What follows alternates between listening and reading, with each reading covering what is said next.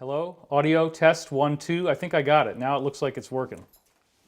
Can you guys hear me yet? Hello? Say that you can hear me. Okay, because you should be able to hear me now. Oh my gosh. Yeah, it's Can people hear you yet? well, I see it. I see the audio showing up. Oh wait. Yeah. I can hear you. There it is. All right. Here we go. Okay, yes, we got it. Okay. All right. That was easy. Man, no freaking big deal, huh? Gosh. There we go. Yeah, so Great. let's slate that sucker out. Mark a new beginning, and we're just going to trim that off. So Take two. for you folks that are live, you're going to have some, you're going to get some backstage footage that you'll never see in the final version. This is David Wilcock. We have never used this live streaming setup before. This is the first time we're doing it. And wow, what an incredible turn of events we have had in society. I get it. Let me just start with that. And Beth, why don't we go to the close here in the middle? That's the green one. You got to hit the red one. Top button. Above that. No. All right, that's the one I want. Okay. We literally have just been learning. She hasn't even really learned how to use this rig yet, so we're just kind of building the plane as we fly it, as they say in the military. All right, we got it. We got sound. We got video. Let's just take a deep breath now that we're here. Try to relax a little bit. All right. I get how intense this is. I do. I do not believe this is the end of the world. I don't. You can think I'm crazy. You can laugh through the whole video if you want to. That's okay. It's okay if you laugh. It's okay if you think that this is going to be... that's my dog. He appears to be choking on a bone fragment because we're getting maximum negative greeting here. Just give her a snack or something. Yeah, so our dog starts choking right as we go live. That's another function of this. I am going to have some fun, and I'll say that laughter will boost your immune system. So that's the nature that I have. Even if this was something that we're not going to come back from, which I very strongly doubt, I still wouldn't be all doom and gloom with you. And I encourage you, actually, in the shamanic teaching sense of the word, to look at the fact, like I do, having fought against this deep state since 2007, having really put my name out there, not as an anon, not as a person who doesn't go public with anything about themselves. I've been public. This is something I've been telling you for 11 years. What have I been saying for 11 years? Make sure you have food and water at home. And we were saying 2 weeks. It's probably going to be longer than that, but let's just start with some very grounded stuff. It was January 22nd that they first announced COVID-19 shutting down China. It was January 23rd of 2020 that they actually shut China down, starting with the Wuhan province, of course. And now China is back up to 95% capacity less than 3 months later, and there are no new COVID-19 cases. So that's 3 months, okay? Now, China had it a lot worse than anybody else has. There's a lot of strange disinformation going on in the media right now. This is a very fearful moment. Now, I again do not believe that this is the end of the world. I believe that what we are seeing is part of an overall transformative process. Now, what do I think is going on? Let's just hit the ground running here. I do believe that this is not a random thing. I do believe this virus was man-made, that it's not natural, and there's a lot of evidence. In fact, several countries are now making that accusation, so this is not fake news. These are credible countries with multi-billion-dollar GDPs who are making those kinds of statements now. Okay? So that's a big, big part of this. Do I think that this virus is going to kill everybody? No. It has a 1% mortality rate.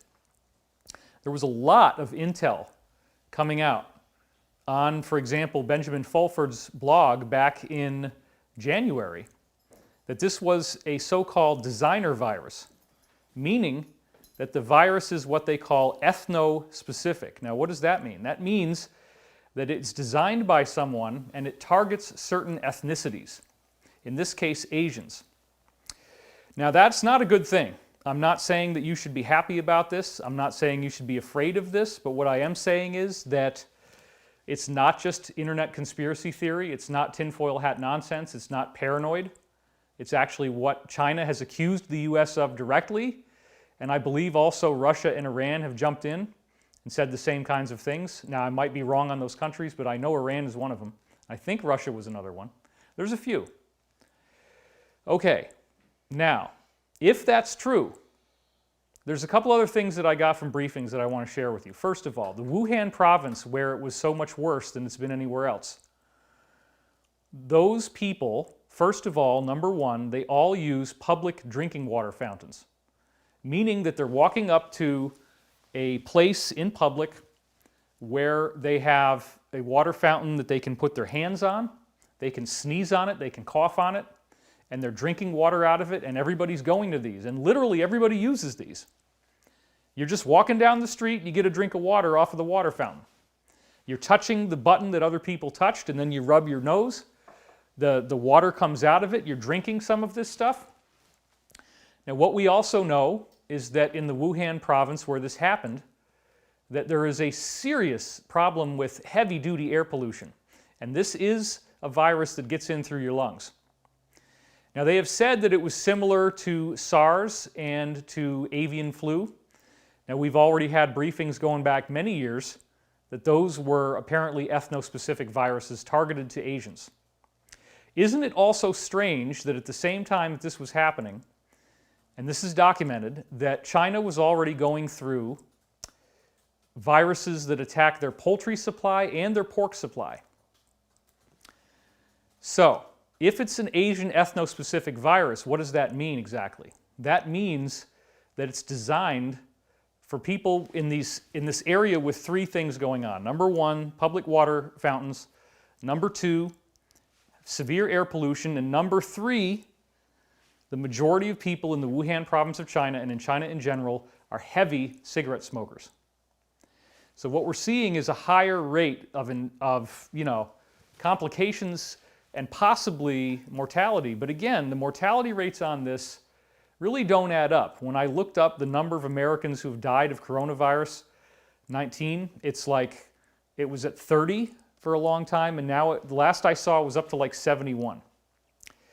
So if you think about it, it doesn't make sense that society would continue to be shut down indefinitely to save a very, very small number of people. Now, that's where it gets crazy. You're not going to have society stay shut down to stop something that even in the conventional estimates, it's a 1% mortality rate, but that 1% might be based upon the idea, it's metered off of Wuhan. So if, as these countries are suggesting, this is a targeted virus against Asians, okay, then the mortality rates for non-Asians are going to be a lot lower. And apparently some of the briefings we got is that there's a certain type of structure in Asian people's lungs that's different than everybody else's from other races. And so it targets that. Now, I don't know how that works, but I am going to share that with you just because I'm not trying to spread fake news. I don't know if this is true. It's just some of the rumors that we're hearing. But if it's true, it might mean that the actual mortality rate for everybody else is even a lot less than 1%. And I remember looking at the statistics from Italy and calculating the number of deaths as opposed to the population, which is 60.48 million, and it comes out to 0.001%. Okay, and that's Italy. And Italy's supposed to be really, really bad. So, it's all fine and good to have the media lying to you about stuff that doesn't really affect your day-to-day life. We all, to varying degrees, understand that that could be going on. We have a big six, right? There's these six corporations that are like running the media, and all the television channels that you can watch, and all the movies that you see, and all the television shows you can watch, and all the magazines, newspapers, major book publishers, they're all under this umbrella where they have control in one of these six corporations. Whether that's being misused or not is certainly up to debate. If you are a supporter of Trump, of the President of the United States, then you probably feel that the media is greatly being abused. If you are not a supporter of Trump, if you strongly dislike him, well, then you would probably be in agreement with a lot of what the media has been doing for the last 3.5 years now. The media has been on an unprecedented bashing campaign against the President of the United States. We've truly never seen anything like this before. There's no other precedent for this in any recorded history. So, I just want to keep talking to you about this because I think this is important. I really do hope, since I do reach a large audience, that this video will not be taken down by any censors online. Again, this is all for your consideration only. I'm not trying to spread fake news. I'm not trying to mislead you. But I know that a lot of you want to think about what's going on in my head. What am I experiencing? What am I going through? So, number one, let's not be doom and gloom with ourselves and with our families, okay? If the media is spreading a panic that is unrealistic, then it's our job to maintain some kind of a positive attitude, even if we don't really believe it. The adage, fake it till you make it, would be important here. So I don't want you to freak out. I don't want you to be in a morbid place. I do want you to practice social distancing. Please stay home. Don't go outside. Don't think that nothing is going on. The people that are going out onto the beaches in Florida for spring break, that's ridiculous. And I do not approve of that. I am not saying this thing is fake. I am not saying this thing is not dangerous. It is a very dangerous virus. And it is particularly dangerous for people between the ages of 70 to 100, of course. And especially if you're 80 or older. The average age of the people that were dying from this, according to one of my insiders yesterday, and I think he got this from regular news sources, was like 76. And you can look at those curves and see that as you get into that age range, that becomes a lot higher. Now, some of my audience is in that age range. So let's talk about a couple practical things. I worked in direct care with developmentally disabled people, and I did this for 2 years. And I was working in a day treatment residential facility in which some of our clients, or whatever you want to call them, had hepatitis C, which is supposed to be as bad as getting AIDS, okay? Now, you weren't supposed to know who the hep carriers were, but of course, the treatment coordinators did, and they had these binders, and so I was given names under the table of some of the people that were hep C carriers. So think about that. We knew, in working at this place I was working at, that you could get a disease as bad as AIDS just by being around the people you're taking care of, working for 2 cents above minimum wage, I might add. $5.77 an hour is what I was earning back then, $200 a week. So what did I do? We learned this whole thing called infection control. So for me, this is old hat. When I'm on an airplane, which is not going to happen anytime soon, and again, I am going to laugh. I'm going to make some jokes because laughter is going to boost your immune system. So sometimes I'll say some things that are funny, and I think we all need a little levity. I'm seeing that there's some humor online, and I think that's good. So when I'm on an airplane, okay, what do I always do? I wash my hands in the sink thing, even though they say it's not, you can't drink it, right? And then I take the towel that I wipe my hands with, and I open the door with the towel. And then I open the doorknob with the towel. I push the door open with my elbow, and then I push the towel into the garbage as carefully as I can to try not to let that damn thing touch my hand. And if I do, it's only going to be on the back. Try not to let it touch my hand at all. When I'm opening a door, I open the door with my elbow. If I have to go into a building and you have to pull the door open, I'll hold my sleeve out like this. Okay, I'll put my sleeve over my hand, and then I'll open the door with the cloth of my sleeve, okay? I always have done this. Always have done this. Maybe, oh, I'm a germaphobe. But dude, if you're working with people where you could get something equivalent to AIDS, is basically the same thing. And then they wanted me to take the hepatitis B vaccine. Well, my mother got the World Health Organization's sanctioned flu vaccine in 1976, and she nearly died from it. And a lot of people nearly died from it. Her friend Hope, who lived out in the farms, nearly died from it. Really, really, really sick. After she got the vaccine, there was no problem before she got the vaccine. Apparently there was this thing that aired on CBS or ABC, it only aired once, it's out there now, about the investigation about that vaccine and that the vaccine might have caused people to get the flu. Well, my mother definitely believed that. So, now Beth is laughing. So, yeah, I grew up with a mother who did not use pharmaceutical medications at all. She would drink this nasty stuff called brewer's yeast. And it just smelled horrible, but it had B vitamins in it, I guess. I could never understand that. We go to this place called Patton's. It was a drugstore, and she would always have her vitamins. She'd always have all the alphabet vitamins. A, B, C, D, E, and now you also want to get K, K2, all that stuff. Okay. So, Henry Deacon, one of my main insiders who I started to speak to back in 2007, told me that if people were taking 10,000 international units of vitamin D3 every day, that they don't get sick. Now I want to stop for a second, give a dramatic pause, and say that again. You can get these 5,000 IU vitamin D3 pills, okay? That's the highest that they'll give you. I always take 2 5,000 IU vitamin D3 pills a day. Granted, you could get vitamin D from being out in the sun, but most of us don't do enough of that. He was told, and again, there's some credible science for this, that if you take the D3, 10,000 IUs a day, you're not going to get sick.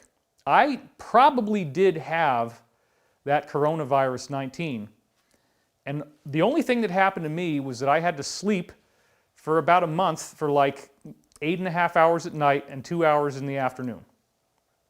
Tom Hanks, you heard all this stuff about, oh, Tom Hanks has got it, man.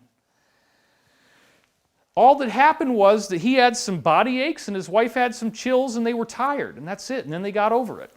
Okay? Oh, but it's gonna incubate and it's gonna come back. But wait a minute, what did I say before? China has now had no new COVID-19 cases in only 3 months of social distancing. And another thing I really want to point out here, there's already reports coming in, credible mainstream reports that you can hear and read. So again, this is not fake news, that the Chinese have been very effectively kicking this virus's ass with vitamin C. Go figure.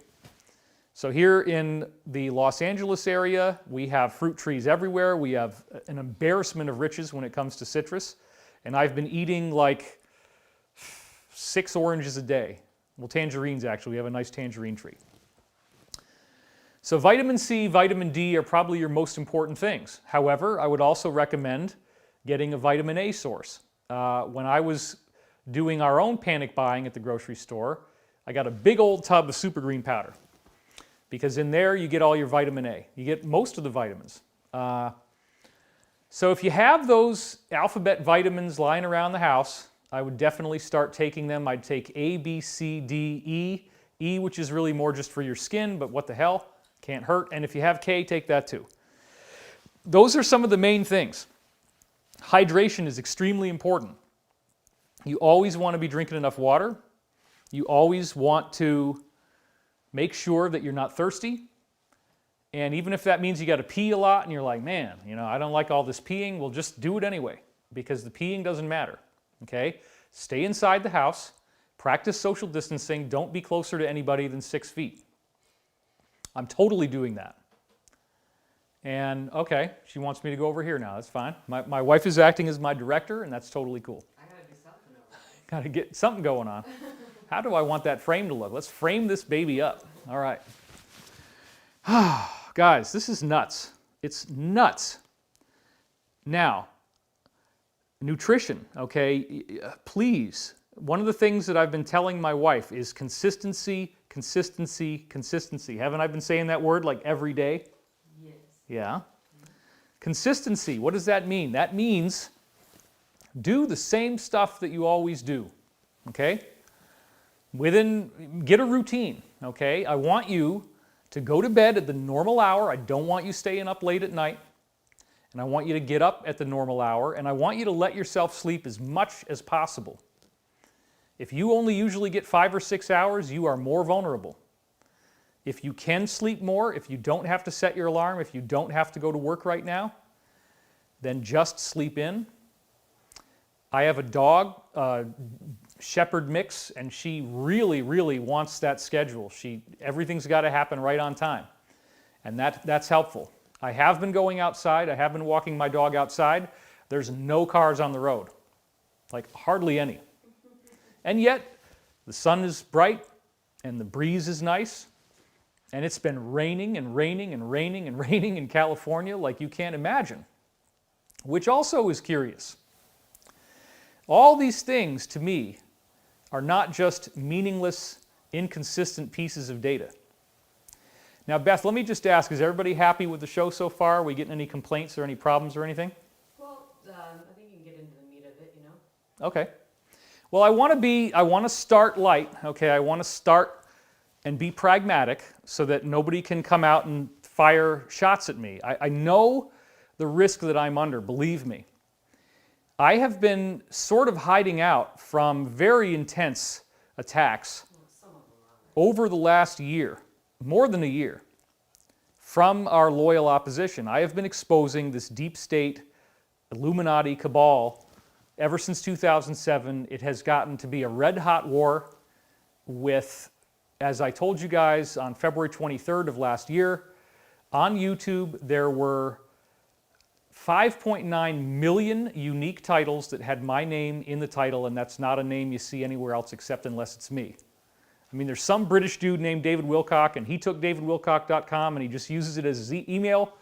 I'd love to buy him out, but I don't know, he's never even wanted to take the offer. So I don't have davidwilcock.com, but if you see David Wilcock online, it's me, okay? 5.9 million videos. After I made that announcement, which by the way included the fact that that was twice the number of videos as Hillary Clinton had, and it was comparable with Barack Obama and major political figures like that, like George W. Bush. Well, there's also, as I said, you know, Dude Perfect, these guys who literally bounce balls, and that's the show. They bounce balls.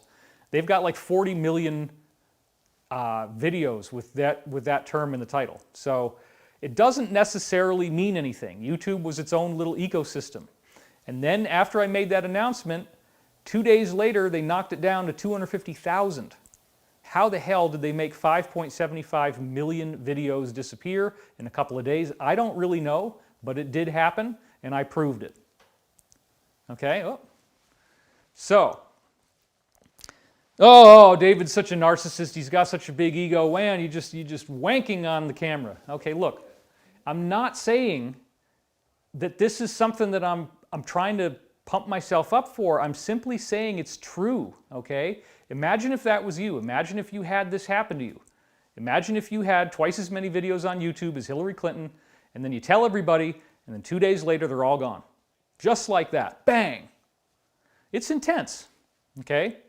Colleagues start turning on you, left and right, making up lies that you know are false, but you don't want to hurt their reputation, so you don't say anything. You leave it alone. And all the people start figuring out what the lies are, but you just don't get into it. And that's how I handle this stuff, okay? Former colleagues conspiring against me and literally trying to inspire people to get me killed. That has been my reality since last May. People that I used to work with, people who I laughed with, people who I sat with and worked with, literally trying to get me killed. Creating videos and bringing people on who are sneering and laughing and snickering about the fact that they want me dead. And then conspiring to make that happen at Contact in the Desert. to such an extent that we had to hire all these security guards. They were not armed, but they were on site, ready to do whatever needed to be done to protect us. We heard reports that they wanted to throw eggs or glass bottles at me from the audience, and therefore I could not turn my back to my own audience. And I did get heckled on stage during my panel, and my wife got heckled on stage during the panel. Well, not on stage, but close enough. This was very upsetting. To have what actually is a satanic cult, when you actually find out what these people are saying in their videos, the types of alignments that they have, the types of costumes they dress up in, the things that they're saying and doing, it's really upsetting, folks. And that's why we now have a full-time attorney on retainer. And all we're doing is compiling this information, observing everybody that's doing this, putting it together, and when necessary, taking legal action. And there were certain things that we're going to drop, which we couldn't drop because now the legal system is all screwed up. But that was about to happen, and I'm not going to get into more detail.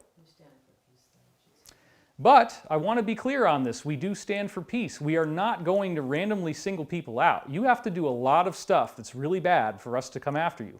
But if you get a cease and desist letter from us, you better believe we're going to take it all the way. If you get a cease and desist letter, that is not a joke. You are not to go online and joke about it. That means that you are threatening us, and we are going to take it further, okay? So, you want to know why I haven't been so active? Because I wanted to see what would happen if I just stopped talking.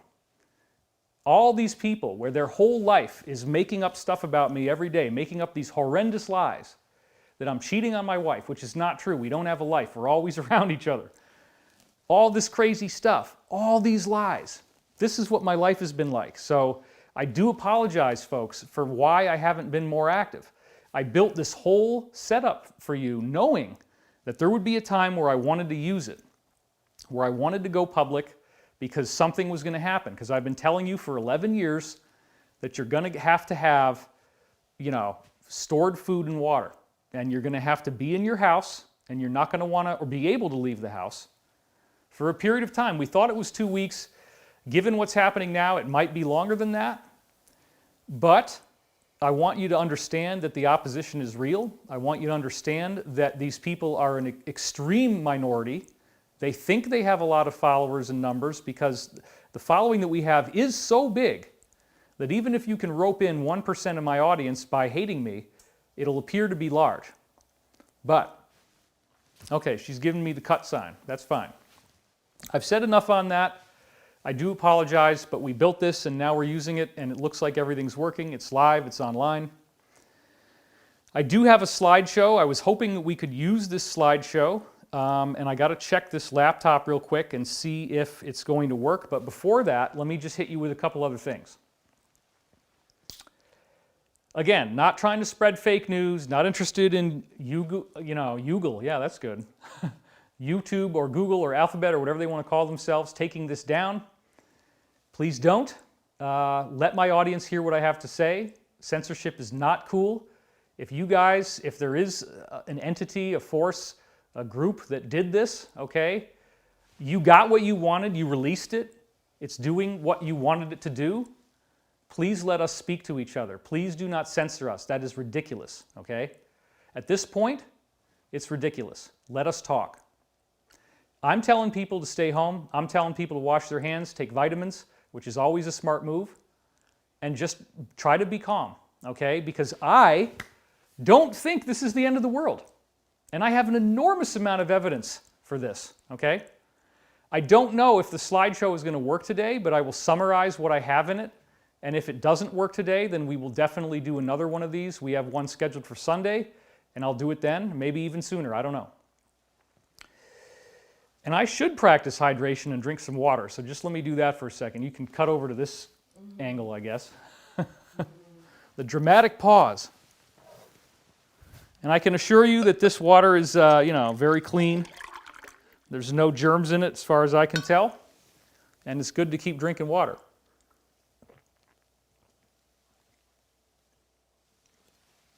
All right.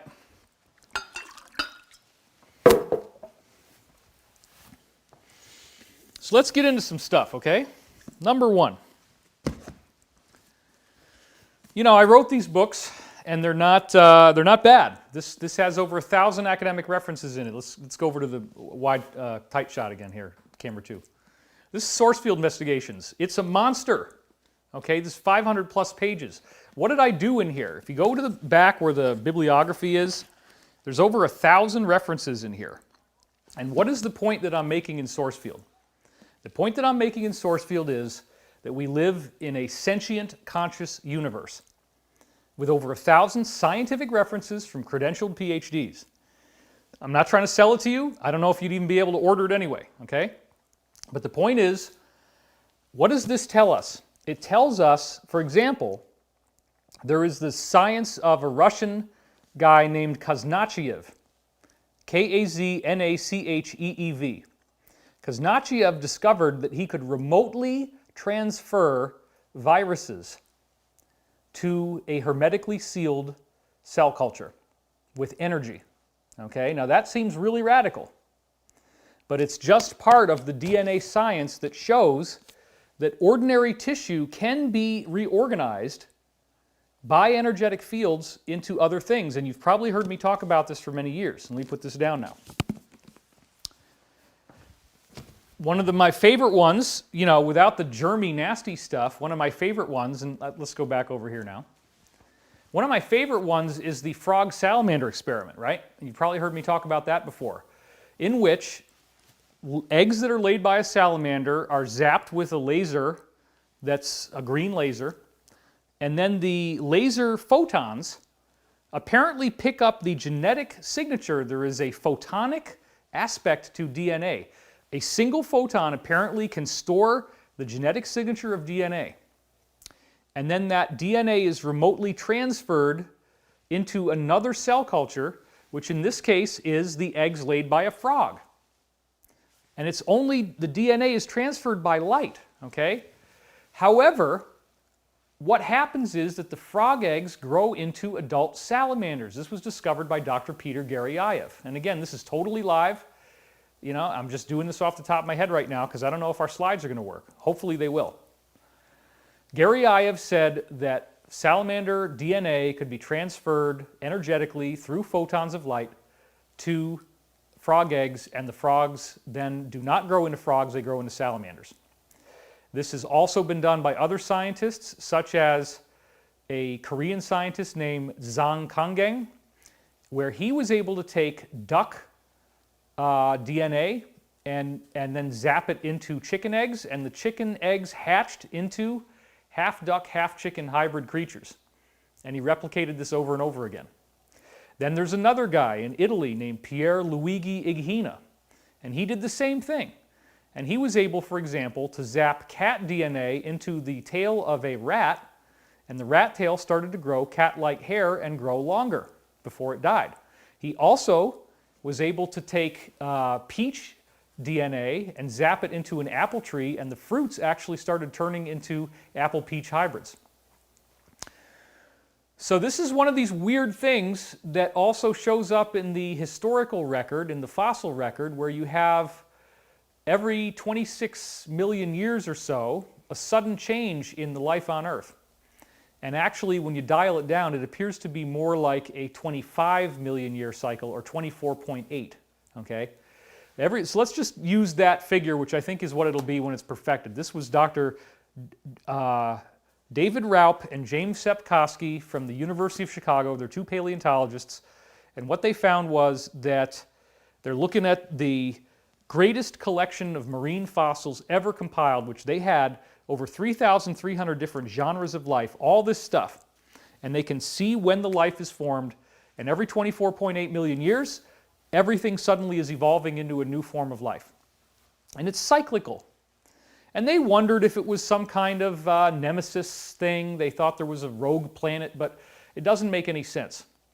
What does make sense is that it is some kind of cycle, some kind of cyclical change that activates DNA. In other words, Darwinian evolution isn't really right. It's true up to a point because we do see species progressively evolving, but these evolutionary bursts do not happen over long, gradual periods of time. They happen in sudden spurts. When they have tried to, for example, use fruit flies and mutate them with radiation, which supposedly mutations cause evolution, they don't get any better versions of fruit flies. So the mutation causing evolution thing doesn't really hold up under scientific scrutiny. It appears that there is a hidden force in biology that we do not know about, and I have argued that it has been deliberately suppressed. Why?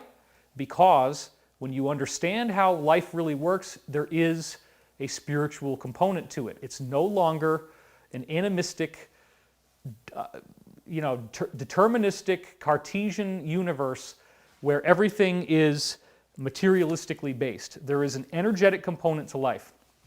Now, why do I say that? Because viruses also have an energetic component. Some of the briefings that I got have suggested that this virus was deliberately engineered and that the people who did it are disappointed because it's much less effective than they thought it was going to be. They expected that this thing was going to kill a lot more people than it has. Now that's a briefing. I don't know if it's true, but it certainly came from reliable sources. So I do believe that we have the power to energetically change the structure of this virus because we know that this science is true. I've documented it all, right? So for that same reason, through the power of prayer, we can change the outcome. We can reduce the lethality of this virus, reduce the spread of this virus, and by being practical, staying in the house, all of these things. Because there are very credible scientific studies showing that our consciousness affects DNA.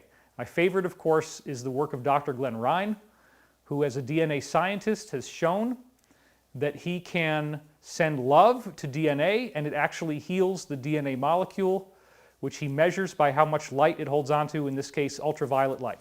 Okay? DNA stores ultraviolet photons, 260 nanometers. And if you send love to the DNA, it starts holding a lot more of this light, which he can count one photon at a time. And although he didn't really do a full study on this, and we've talked about making it that way, but he hasn't done it yet, he found that when people got angry, that it actually destroyed DNA and it made DNA break. Now you've heard about the placebo effect, right? You've heard about the fact that people get these drugs that don't do anything. It's a sugar pill, but they believe, oh man, this is like really good stuff. This is going to heal you. And then they take it, and if they believe that story, it actually heals them. There are certain drugs now that could not pass the stage 3 trials to be approved as pharmaceutical medications because placebos work just as well. And yet they're being used now because people don't know that. And it was done before this placebo effect got to be more powerful. What does that mean? That means we are creators. That means our minds are powerful. So please think about what I'm saying. If you are in a state of negativity, if you are in a state of anger, depression, sadness, fear, then you are actually breaking open the DNA in your body and the bodies of those around you. You're decreasing your immunity. You can get a lot sicker if you are not happy, if you're angry, if you're stressed out, if you're raising your voice, if you're crying and sad. And certainly, some cathartic release is okay, if that's what you need to do to feel better right now. I totally get it, okay? But what I would really advocate for is that you try to breathe, you try to meditate, and you try to relax. Because this is really, look, they're not going to shut down society and kill everybody to save the 1% who would have died from this thing if we didn't do that. 1% of people on Earth is a hell of a lot. It's a horrific number, okay? That's true. 20,000 people this year have already died from the regular flu, which is a lot less than COVID-19, and COVID-19 is way the hell worse than the flu by about 10 times. But still, it's only 1%. So please understand, they're not going to shut society down and let everybody die to save 1% of the population. And if they did, then there would be a problem. But that's not what this is. That's not what's going on. Okay, that was an important thing I wanted to get out there, but there's a lot more. Let's see if the slides will work. Yeah, that's a great idea. Let's just hold on for 1 second, everybody. Sorry. Let's see if I can get this to happen. We are live and... Oh, it is going to work. Great. All right. How fancy. I know, this is like serious high tech here. All right, well, I'm going to keep talking, and you can look at my lovely room. And I'm just going to keep spewing all this stuff for you, talking and talking. Yeah, I don't need to worry about that. Okay, the computer was shut down because of a problem. That we definitely know.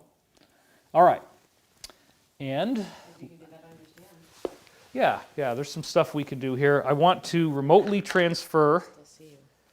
I want to transfer this file that I have by the lovely, lovely AirDrop. In fact, let's put it on that one. Put it on the one that's green.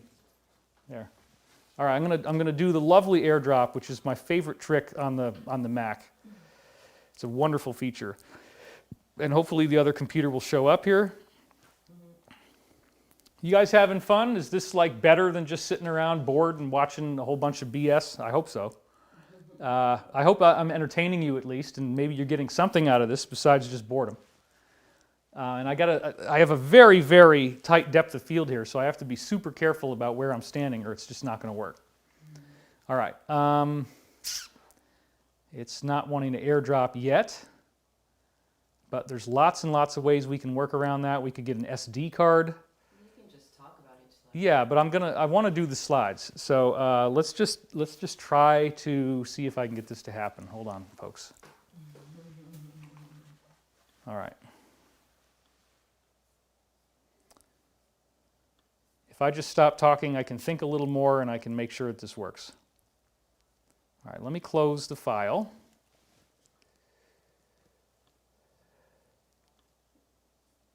That will probably help. And let's try to AirDrop it again. 18,000 people are on. That's not bad. 18,000 people who think that I might have something worth listening to. I appreciate that, you guys. Thank you. All right, is it going to do it? Let's see. Hold on. Oh, I see what's happening here. I see what's going on here, folks. Hold on one second. Yeah, this slideshow is going to blow your doors off, so just hang in there. It's totally, totally worth it for me to be doing this, believe me. I am not tooting my own horn either. I mean, this is there's a lot going on here, so.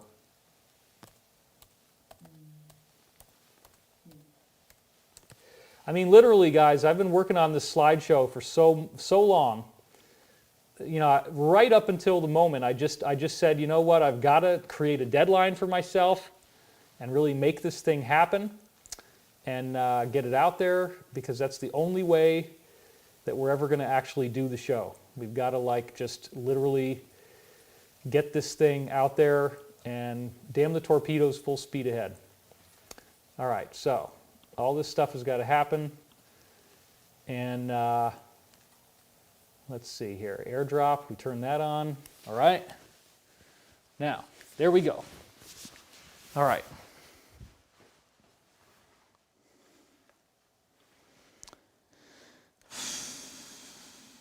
We're going to share it.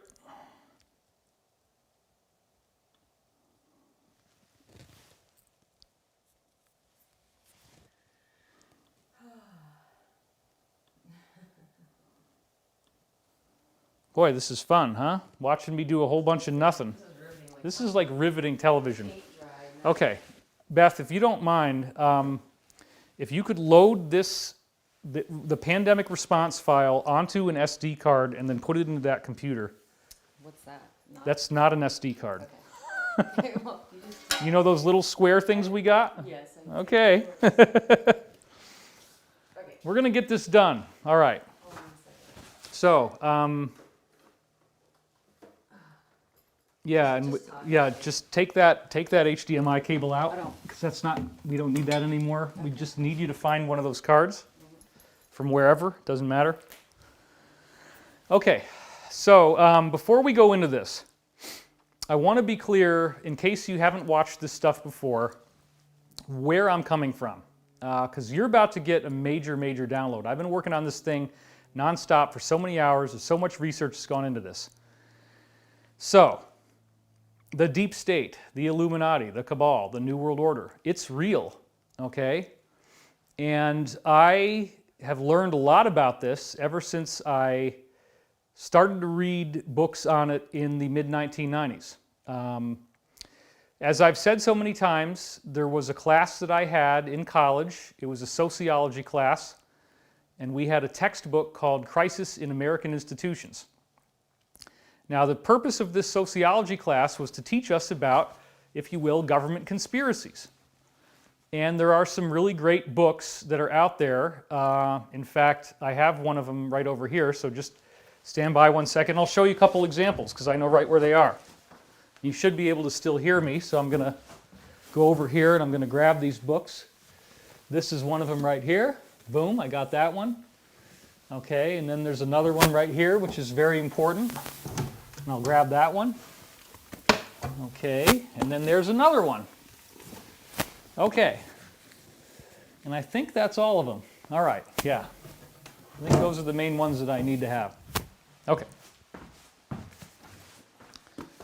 I want to show you guys this stuff so you see where I'm coming from, okay? This is the first one I want to show you, and I'll go to the tight shot again here. This is Anthony C. Sutton, okay? And this book is called Wall Street and the Rise of Hitler. There, now it's in focus. Now, Wall Street and the Rise of Hitler, what the hell is that? It's the idea, this is a sociologist, Anthony Sutton, very credible sociologist, who showed that the Nazis were actually financed by Wall Street. Now here's another book by another author that actually tells you the same thing. This is Trading with the Enemy by Charles Higham. And the subtext is the Nazi-American money plot from 1933 to 1949. This is a big deal. Sociologists read these books. They're very, very dense. There's a lot of references. There's a lot of information. It's huge. I haven't even had time to go through this. And then a third one is American Swastika, again by Charles Higham. Okay? Now this is a lot of stuff. These are enormous amounts of information in here. Okay? I have a little guy, like he's this little, I guess this is a USB stick. It's a very, the little Marvin the Martian guy from the WB cartoons.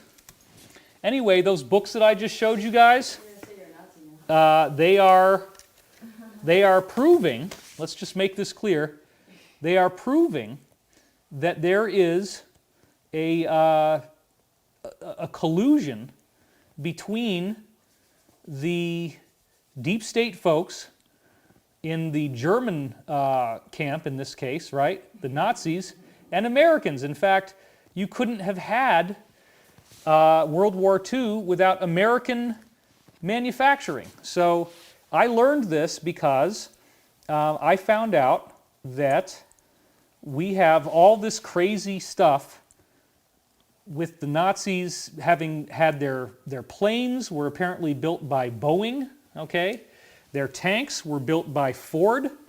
And here I have a college class in which my professor is grading me based on the idea that I have to know that Ford Motor Company repaid Hitler for the cost of his tank plants being damaged by Allied bombers. Ford Motor Company repaid Hitler, and Henry Ford was actually a really creepy Nazi dude, okay? And that's something you can study about. I've written about this. So how frickin' weird is it, folks, when you have a college class in which it's a setup, it's a fact that, that your grade depends upon knowing that the Americans basically built Hitler's Wehrmacht, built the war machine that was the Hitler thing that was killing all these people. So like, wait a minute, how's that even possible? Well, it's possible because we're in this crazy situation where there is this hidden world order that actually plays both sides against the middle. They don't play fair. They are cheating the system, and they have a bigger agenda than just what is on the surface in newspapers, television, and media. They're trying to get this New World Order. They control both sides of a battle, and then they try to make those sides fight and get them to come together and unify what they wanted. So in this case, we have, the Nazi faction was really what they were hoping would get the response that would be the world control. They really did think that they were going to get the Nazi side to run the planet. And then what happened was that Hitler kind of flew in the face of that. Okay, it looks like I actually have to download the Keynote software, because I don't know if I have it on this computer. This is all stuff that's had to happen over a long period of time. So let's go into, I could explain why all this stuff needs to happen, but let me just get Keynote. That's the next thing we got to do here. So just hang on a second, everybody. Keynote. And we're going to get it. We're going to install it. Oh my God, really? Okay, it's not letting me install Keynote because it says I need to have a newer operating system. No. That really, really sucks. All right, I guess. You want to use my computer? Yes, let's use your computer. That's a great idea. That's a great idea. Yep. Go get your laptop, I have it right or you can swap out with me. All right, hold on. Sorry, he's dying. He's dying on stage. He's dying on the camera. This is ridiculous. I'm so sorry, folks. But negative greeting is what's going to happen. This is the way the show works. Man. All right. Take this, and put that in there, and then you can use the other one, which is now mostly charged. Let's get out of this. Yeah. Okay, folks. We're going to keep the train rolling here. And let's get rid of, she always has so many things open, so we're just going to save all that stuff. I'm not going to Just Word docs. delete anything.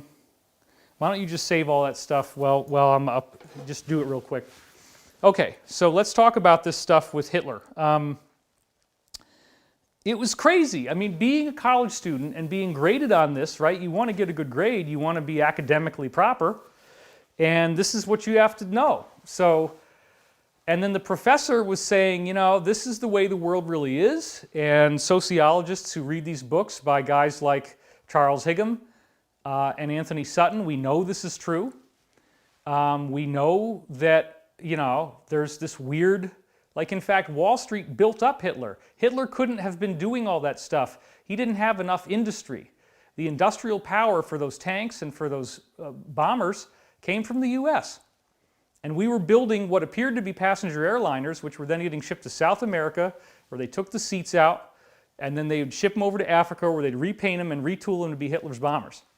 And then Hitler would use them. So we're fighting ourselves. So in light of all that stuff,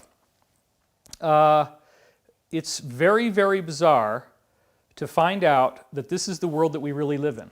And none of this ever really mattered as much as it does now, right? Because everybody right now is kind of in this weird limbo, and if you haven't been following the idea that there's an alliance, if you haven't been following the fact that there's a very strong resistance group that is working against these people, these cabal folks, that cabal is the most common thing that we've been calling it because we don't want to call it something as scary sounding as the Illuminati. And even now the cabal word has kind of been distanced from, and we're usually using the word deep state, but it's all the same stuff, okay? And that's the one that's really gone public in, right-wing media, that's common right-wing media. So we've done a lot of movies about this. We've talked about it in movies like Above Majestic and also in Cosmic Secret, and you can still watch those. In fact, Cosmic Secret, we're about to put out a new version where my audio is better and we reshot everything, and it looks a lot better, sounds a lot better. So that's coming out. It should already be out, but if it's not out now, it will be soon. So this group goes way back in time. It traces back to the Roman Empire. It traces back to, you got it? Did you load the Keynote program? Never do that. Yeah. All right, I'll just do it. I'll just do it here because I know exactly what I need to do. All right, so I'll keep talking as I do this, and I'm going to be a little out of focus, so just hang out for a second, okay? No, I'll do it. I'll do it. It's fine.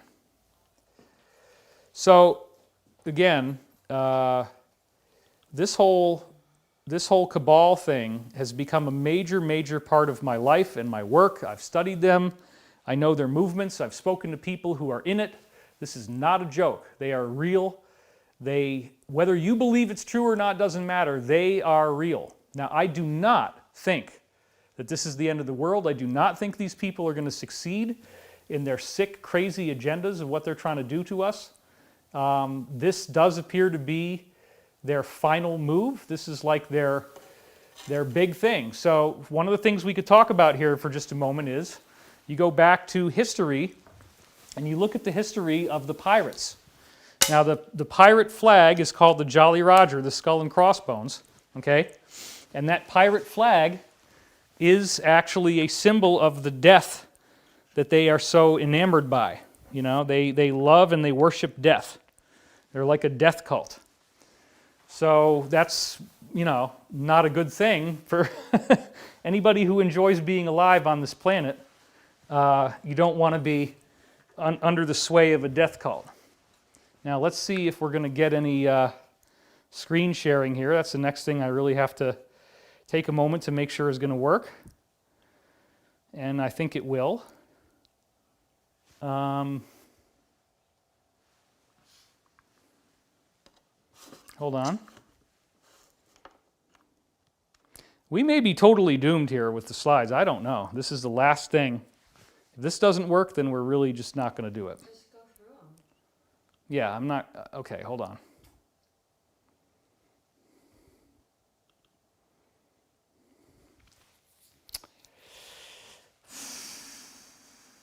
Wow. I mean, never have I seen so many problems all in a row. So many problems. Always like this.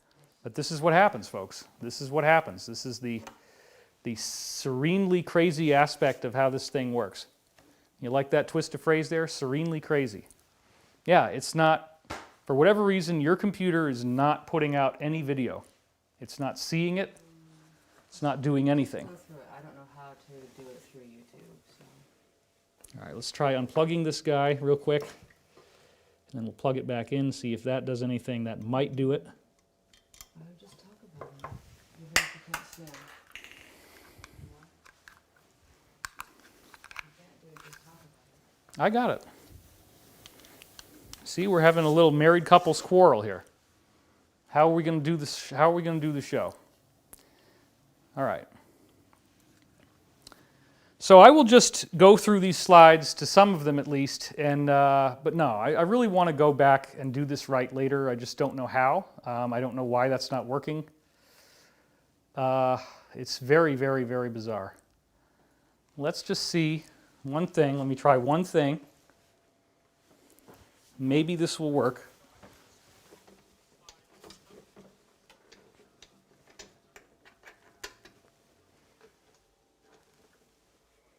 No. Okay. All right.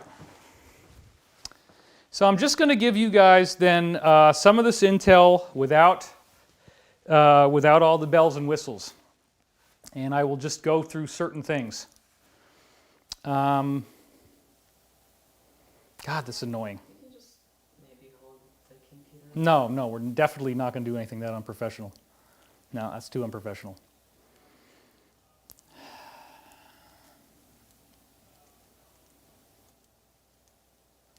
Anyway, I don't want to do it that way. I want to just do it off the top of my head, and I'll tell you what I can remember, and then we'll do another show later where we're going to actually use the slides.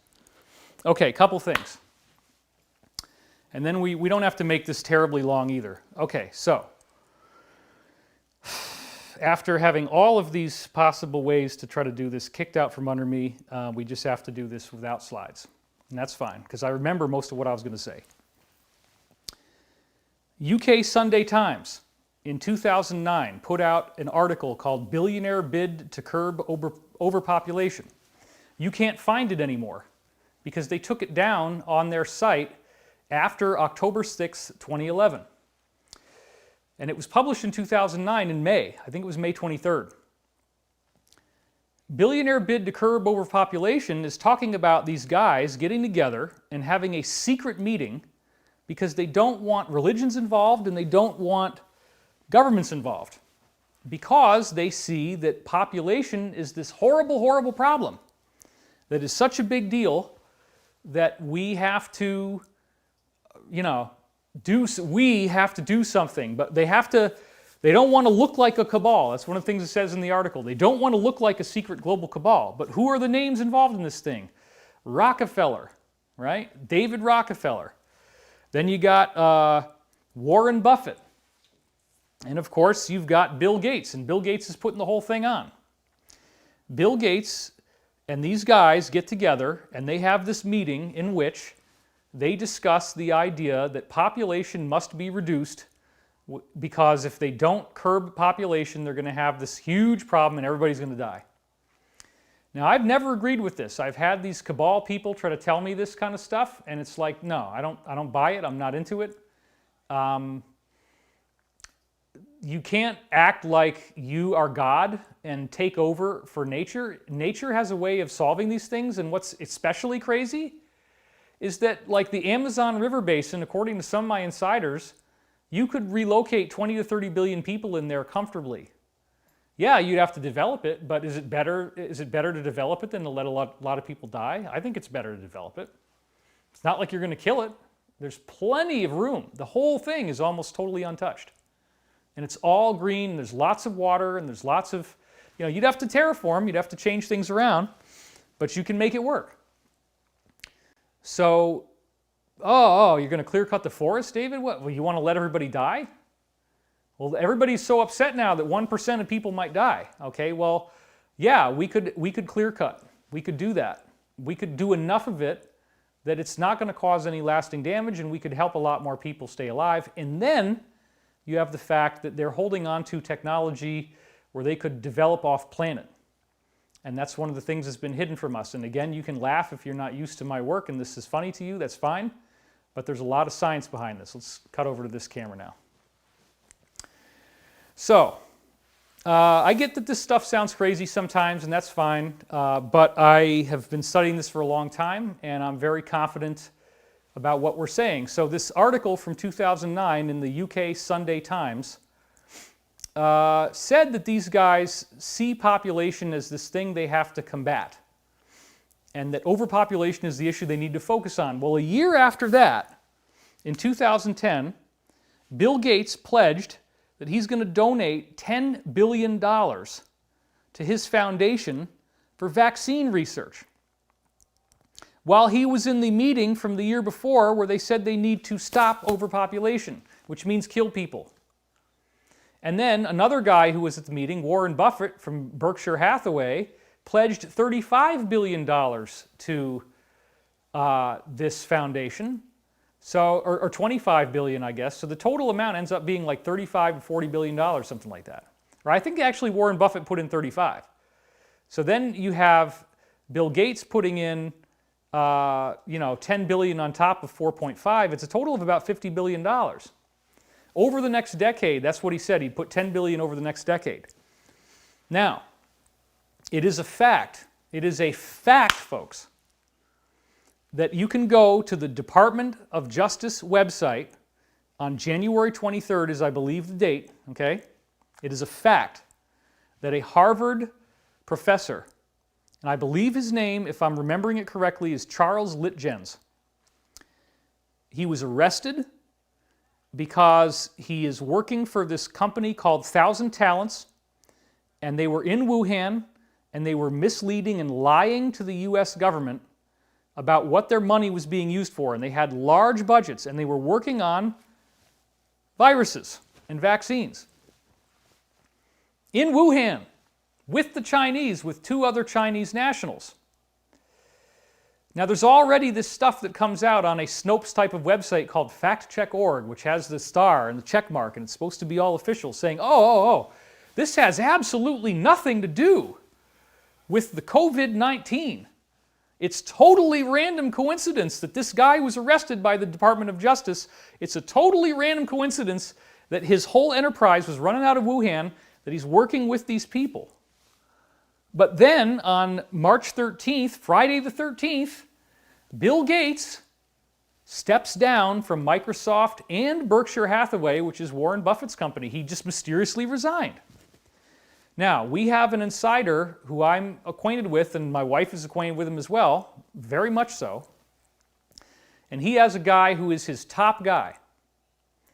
And I'm not going to say why he's the top guy, and I'm not going to say where he is the top guy in, but this is a very well-placed insider. And what he said is that one of this professor's two Chinese people that he was working with, a woman, was arrested and they found, the Alliance, the DOJ, found 23 vials of COVID-19 in her sock drawer. That has happened. That is real. And we were told that this is going to go public. This is going to be in the news. Well, he also told me that Bill Gates' company is the one that was paying for all this research, and that's also proven. So therefore, maybe the reason why Bill Gates resigned is that he knows something's about to go down, and they couldn't scrub that thing off the internet, that article from 2009. Now here's another really sad thing, folks. Oprah Winfrey was in that meeting. It says that in the article. And I had briefings from another insider telling me that when she heard what these guys were up to, that she staggered out of the meeting and threw up. Okay? Now, I don't want to throw Oprah under the bus, but you are going to see that when you go look for this thing. You can find it on archive.org. It's just that there's no newer copies of it than 2011. And then there's a whole bunch of other versions of it that other people uploaded that you can find that's not on Sunday Times. But you can go back to the original link, and then you can pop it in archive.org and get the original, as long as you go back before October 6, 2011. I don't think Oprah's in support of this at all. I really don't think she wants to see a bunch of people die, and I think she was very perturbed by this. It's probably part of why she didn't run for president, which she would have had a good chance, I think, if she did. Wouldn't Oprah and Trump going at it be just so freaking funny? I mean, let's just stop for a second and think about that. Wow. Like, man, incendiary. There's a lot of stuff that he could not get away with saying in that environment, right? To put it mildly. Wow, that would be crazy. So, yeah, this is crazy. 23 vials of COVID-19. Now, what does that mean? Our insiders were telling us that these guys have been, the deep state folks, have been turning this thing into an aerosol and spraying it over population centers to try to keep it going. But, again, what else did I tell you? There's been a problem. The virus was supposed to be far more lethal, and it has changed, and they don't know why. That, I think, is part of the divine intervention. This thing was supposed to do a lot more than that. It was supposed to do a lot more than 1%. They had designed it that way. They're supposed to be combating overpopulation. That's what they want to do. They said they were going to do that in 2009. The year later, they put the money in to make this thing go. And of course, if you go and watch the movie Contagion, which everybody is watching right now, there's a character played by Jude Law, and he's the conspiracy theorist. And so they want you to think that if anybody tells you this stuff, like what I'm doing right now, that it's all fake and it's all BS and, oh, he's making all that up. Well, no, just go read it for yourself. Read the article that I told you to read. Okay? It's there. But what's the implication? What's the deeper implication of all this? It's really weird because these people tried to destroy the planet. But again, China has done 3 months of social distancing, and you can find it online if you actually go look, because I know there's so much news going on, it's very hard to sort it out. There's no new cases. No new cases of COVID-19 at all. So yeah, they had several thousand people die. Compared to the population of China, it's statistically insignificant, really. It's horrible, yes, but 20,000 people have died from the flu. And my insider was talking to a prominent immunologist, and the immunologist said, look, I understand the numbers, and none of this makes sense. Why are they shutting society down? Now, I think it's good, okay? I think it's good that everybody stays inside because it will slow the spread of this thing even faster, but they can't milk this for very long. All right, let's talk about what's really going on here. First of all, as I said, biological life has this energetic component. Your prayers, your alignments can change the way this virus runs, can make this virus less bad. So before we do anything else, right now, let's do this together, okay? I'd like you to close your eyes.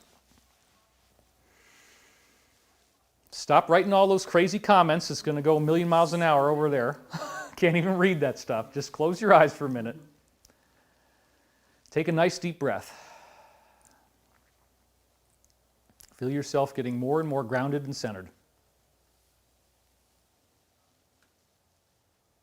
And imagine the planet surrounded with light. Imagine the planet bathed in this beautiful light. A healing, cleansing, purifying light. Imagine this light easing all of the difficulties. Imagine this light changing the frequencies of this possibly man-made virus. Look at those molecules in your mind. Look at molecules. See the molecules. Look at those little molecules. See them rearranging. Beneficial mutations of this virus to make it less and less and less of a problem. Your thoughts have power. And as you meditate with me now, and as you pray with me now, you are changing those molecules. You are rearranging those molecules. I want you to allow yourself to believe that it's possible. We have the science. I showed you the book where I wrote about it. Breathe deeply. And imagine light going into those little viruses. And imagine them rearranging. And imagine those molecules becoming less lethal. Whatever stuff they put in this thing, if it is artificial, it's changing around, it's retooling itself, it's not as big as it was, it's not as bad as it was. And I want you to feel gratitude for yourself. Because when you are in a time of testing like this, when it's emotional, when it's scary, when it's sad, just let yourself be grateful for the life that you have, for the friends who've smiled at you, the people, the family members that you know. Just be grateful for them. Send them love. Don't forget to call them. Stay in touch. Reach out. Be kind. Don't attack people on the internet right now. Don't get angry. Go gently. Move slower. Let yourself relax. And visualize everything healing on the planet, becoming more and more perfect, more and more complete in every way. You can do this. Your thoughts have power. And more than anything, I ask you, I beg you to love yourself. I want you to feel gratitude for your life. I really don't think this is the end of the world at all. I think it's the Great Awakening. But even if it was, I believe you are immortal. I believe your life will go on throughout eternity in some form. Death is a transformation. There are so many people who have reported a near-death experience where they go through that process and they find people that they loved who are no longer alive greeting them in a beautiful field.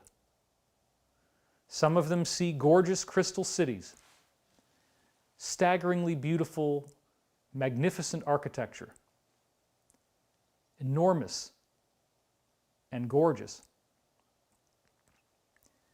And we all end up discovering that there is a life review what Danny Brinkley calls the panoramic life review, where we get to see who we are and who we have been from the perspective of being a spiritual being incarnated in a human form whose purpose is to learn to love. And you might want to laugh right now, and that's okay, but I just ask you to keep breathing and let yourself relax. Because this is science. It's just not popular because the controllers don't want you to know that you're immortal. They don't want you to know that you have a spiritual agenda, that everything you do matters. Because when you're in that panoramic life review, you end up reliving how you made all the other people you know feel. If you caused pain, if you caused hurt, if you caused shame, humiliation, depression, sadness, you get to experience what that person felt as if it was you. And this can go on for quite some time as you relive every event, every situation that you went through. So just let yourself relax and understand that we all go through this. We all have a spiritual self on the other side. And we're wanting to become more and more evolved. We're wanting to become more and more enlightened. And we will reincarnate. It is up to us as to whether we will reincarnate as human again, in the systems of belief that I teach at least, or whether we will handle this new opportunity for what has been called ascension, detailed in all 35 of the world's major spiritual traditions. Ascension is about becoming something new, becoming a being of light, no longer needing to be in a realm of flesh in which you are vulnerable to illness, to disease, to injury, to death,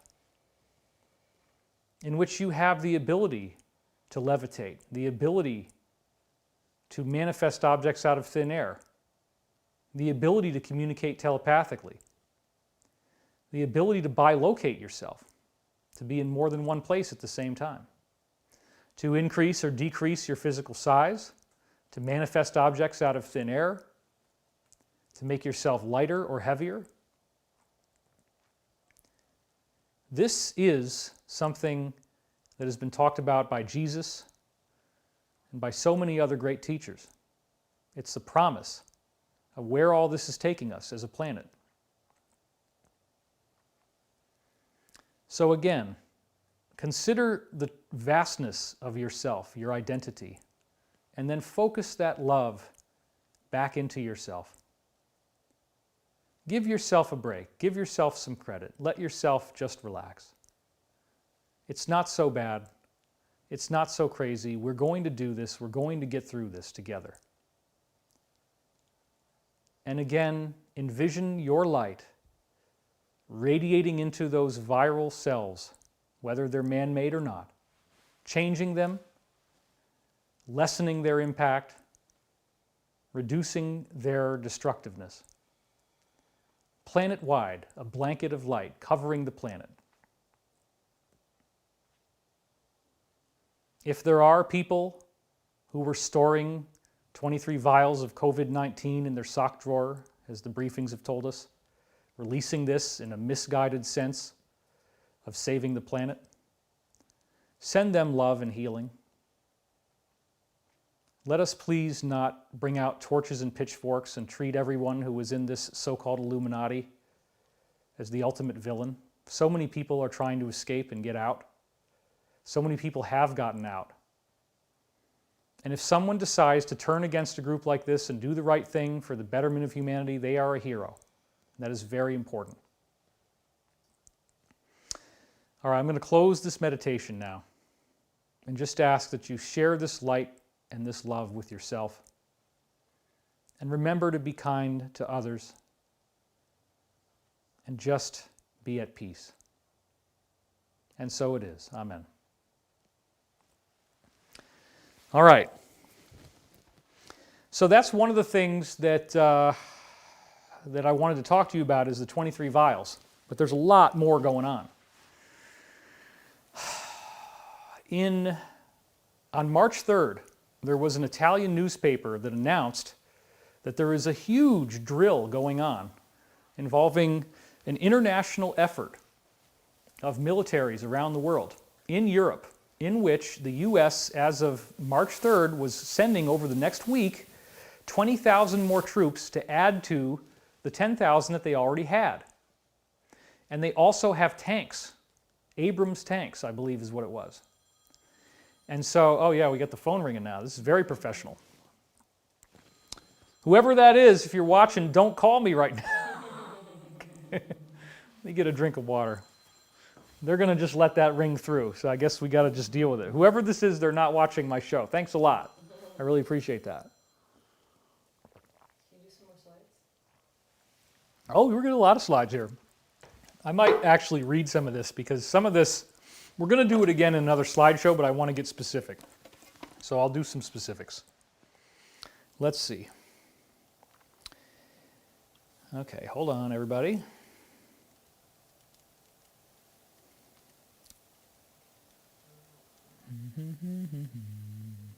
Here we go, 30,000 troops.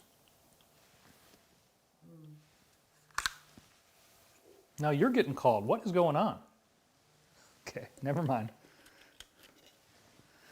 Okay, so most of these troops have been sent to Europe from the U.S. in the last 2 weeks. Now these are highly trained operatives. And you can read this, okay? And I'm reading from a particular article, and it says, Manlio Dinucci, writing in the Italian web newspaper Il Manifesto on March 3rd, 2020, reports that despite Trump's travel ban, 20,000 American troops will be traveling to Europe in the next few days, joining the 10,000 who are already there. What in the hell is going on? But wait, there's more. The 20,000 soldiers beginning to arrive from the United States and European ports and airports for the Defender Europe 20 exercise. That's what it's called. The largest U.S. troop deployment in Europe in the last 25 years. The largest troop deployment in Europe in the last 25 years is happening right now in the middle of the coronavirus thing. A lot of people, and these are highly trained operatives. Including those already present, about 30,000 U.S. troops will participate in April and May, flanked by another 7,000 troops from 17 NATO member and partner countries, including Italy. There's 37,000 troops running around in Europe right now. And none of these troops have been issued with bio-hazchem suits or masks, which seems a little reckless of the American government if COVID-19 is really the threat we are being told that it is. They don't have masks. The 30,000 U.S. soldiers who will spread throughout the entire European region with tanks are in fact exempted from the preventative COVID-19 regulations that would apply to normal civilians. The assurance given by the U.S. Army in Europe that, quote, we are monitoring the coronavirus and that, quote, our forces are in good health is enough. At the same time, the environmental impact of a military exercise of this magnitude is ignored. Oh my God, there's like pollution coming out of the tanks as they run them. Well, I'm not so worried about that, right? Because what we're getting from our briefings, folks, is that this is a targeted effort for the mass arrests that I've been telling you about this whole time. That's why they're there. There's 37,000 troops from 18 countries, including the U.S., many, many U.S. troops. You better believe those are elite soldiers. They're very trained. What are they doing? They're going to the places where the deep state is. They're infiltrating their strongholds and they are arresting people. They're not torturing people, they're not killing people. And so I know that some people are going to want to think this is a coup, but listen to what I just said. It's 18 countries. This is an international effort. Why did the UK pull out of the euro? Why did Brexit happen? Why did the British fight it for so long? Because when they pull out of the euro, it collapses the global economy. But that's actually a good thing in this case because these same guys, and again, you got it right here, you know, Wall Street and the rise of Hitler, These are the books that fueled that college class that I had, okay? Wall Street made Hitler. And again, you can think I'm crazy, but just go ahead and read this, okay? It's real. So another thing I want to talk to you guys about before we go on to anything else, and I'll get back to the 37,000 troops because you've got to hear the rest of this. But before we do that, another book that I wrote is called Synchronicity Key. And again, you can see this thing is a monster. It's 500 plus pages, 576 pages. The purpose of this book was to show that historical events are not random, that they are structured and organized based upon cycles. And so we are in an all is lost point, okay? That's what it's called, because as it turns out, what this book says is that there is a storyline that keeps repeating in history. There's a hero's journey, it's called. And I found out when I started to work for Hollywood and write screenplays for Convergence, which unfortunately we never were able to get it in development. We're still trying, but it's gotten much, much harder. This was written with the guy that wrote Contact to be a blockbuster film. And you can't get a blockbuster film made these days unless you have the budget for it, which is a lot. So we're trying, we're still trying, but we haven't gotten it yet. So anyway, this book explains that in the Hollywood screenwriting, there is a structure that you have to follow. They do not call it a formula, they call it structure. And the structure is that you have first act, second act, and third act. The first act is the first 30 pages. The second act is pages 31 through 90. And then the third act is pages 91 through 120. You want to, okay.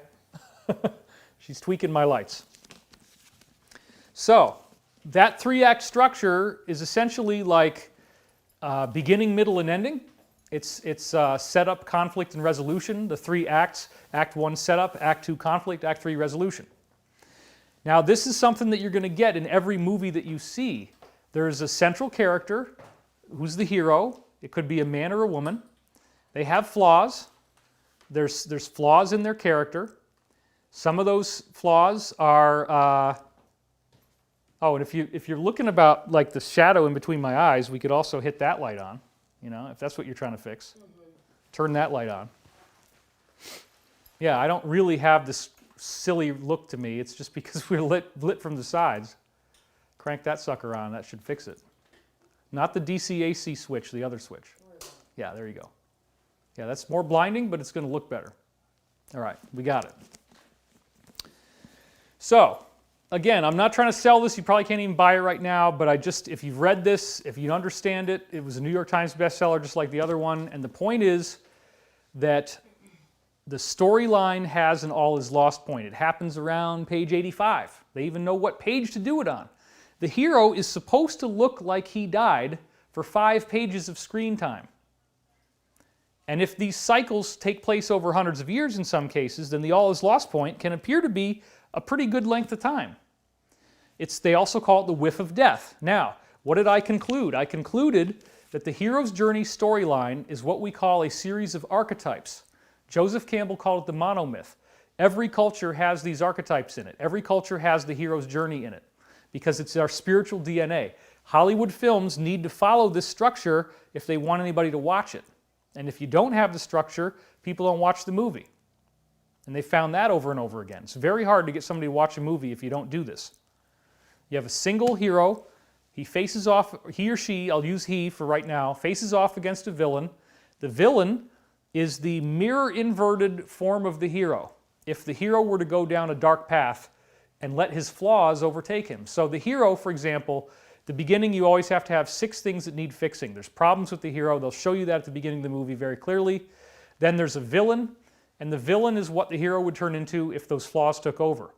In the movie Alien, the character played by Sigourney Weaver didn't let the infected guy into the ship, which in hindsight kind of looks like a good idea, right? Because he's got this alien inside of him. But her complete disregard for his life, if it was taken down a dark path, makes her like the alien, where the alien is killing everything. That's an example a lot of these screenwriting books would use. So as this relates to the cycles of history, I'll put this down now.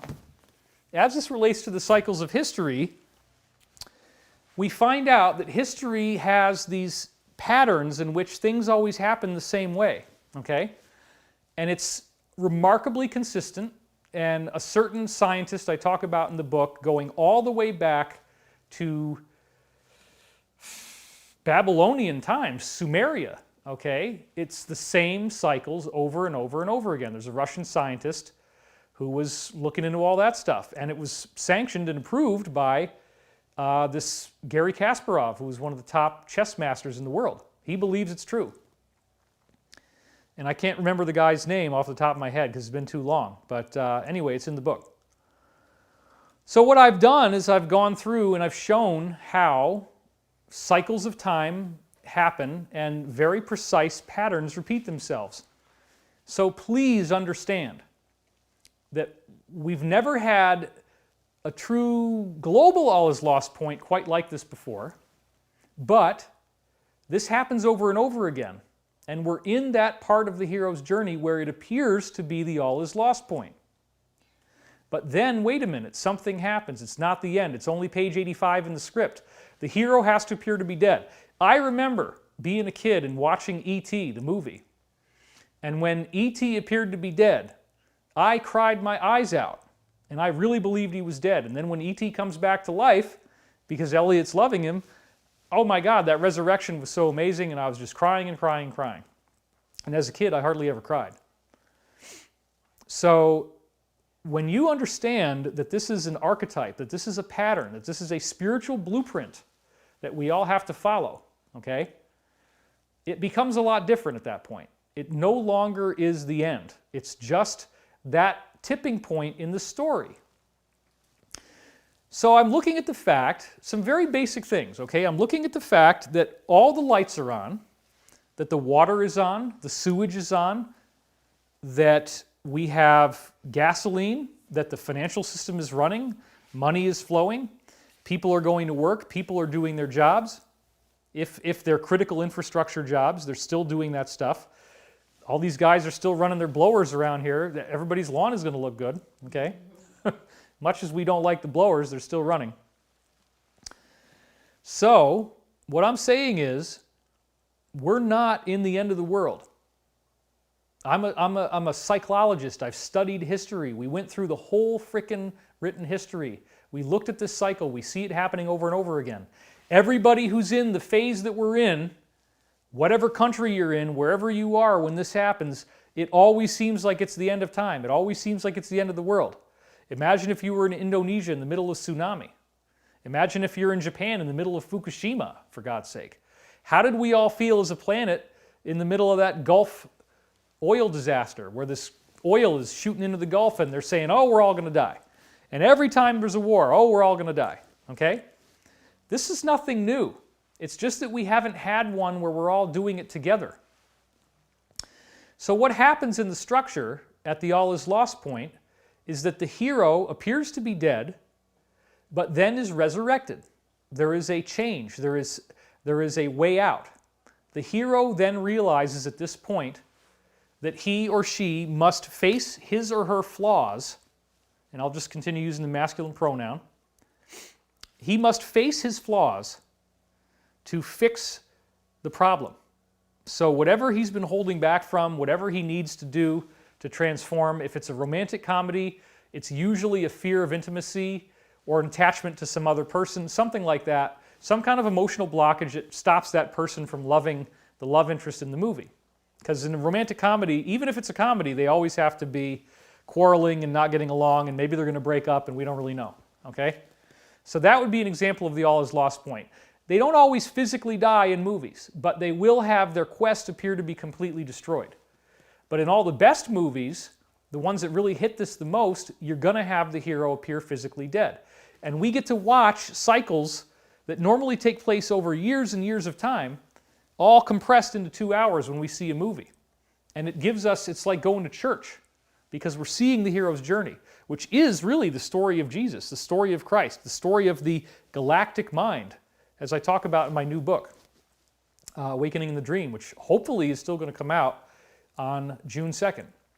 So again, China shut everything down for 3 months, and now they don't have COVID-19, and they're getting back to work, 95% production, okay? Why are they out there telling you it's going to be 18 months? It doesn't even make sense. Everybody's doing social distancing, and we don't even have that many deaths, right? So what's going on here? After the hero has his resurrection, the next step that happens is that there is a rededication to solving the quest and defeating the villain. And at that point, you have a very interesting thing that the screenwriter books always tell you to do. The first act is the ordinary mundane world. The first 30 pages is the hero in his normal world. And then there is an initiation into the quest, whatever the hero really wants. There's got to be a passionate primal drive for something to happen. After page 30, the hero goes into what they call the magical world, and typically a director will change the way the movie looks. There will be different color tones, different light tones, and it's a totally different environment that the hero goes into. That always happens. You can even measure it right down to the 30-minute mark a lot of times. And I pause films when I see these things happening. I show this to Elizabeth all the time. Like, yeah, they're in the second act now. In the second act, the hero meets allies. Okay, this is very important. Allies. And then, after the all is lost point, after the whiff of death, after the dark night of the soul, the hero has all the allies suddenly show up to help him defeat the villain. And there's so many movies where this happens. Avatar. I mean, Avatar, James Cameron followed this hero's journey thing down to the letter. So all these people show up to defeat the bad guy at the end, after the all is lost point. So again, this is the way the cycles of history work. Don't think the machine broke and that we're all just going to die. That's not what this is about. We're just in a collective awakening. It is what QAnon is calling the Great Awakening, okay? And the allies in this case, at least part of it is these 18 countries that are doing this massive military exercise, right? They're using, the good guys are now using the tradecraft of the deep state against them. They had a drill. But look at what the media is doing to try to make this thing look bad. I want to read some more of this to you so you get how the allies, these 37 troops, are now coming in after the all is lost point to help this villain, which is the global deep state, be defeated, okay? U.S. Abrams tanks will participate, weighing 70 tons with depleted uranium shells. Okay, well that's weird. Why do they need tanks? It's a military exercise, the biggest one in 25 years. Well, maybe they're going to be going into some people's strongholds, folks. Some of these guys that are billionaires and they're satanic, if you start to learn about this, that's what's really going on. You got to bust in through those compounds. You got to get these people. You got to arrest them. Hopefully they don't provide armed resistance. Some of them are not going to make it, okay?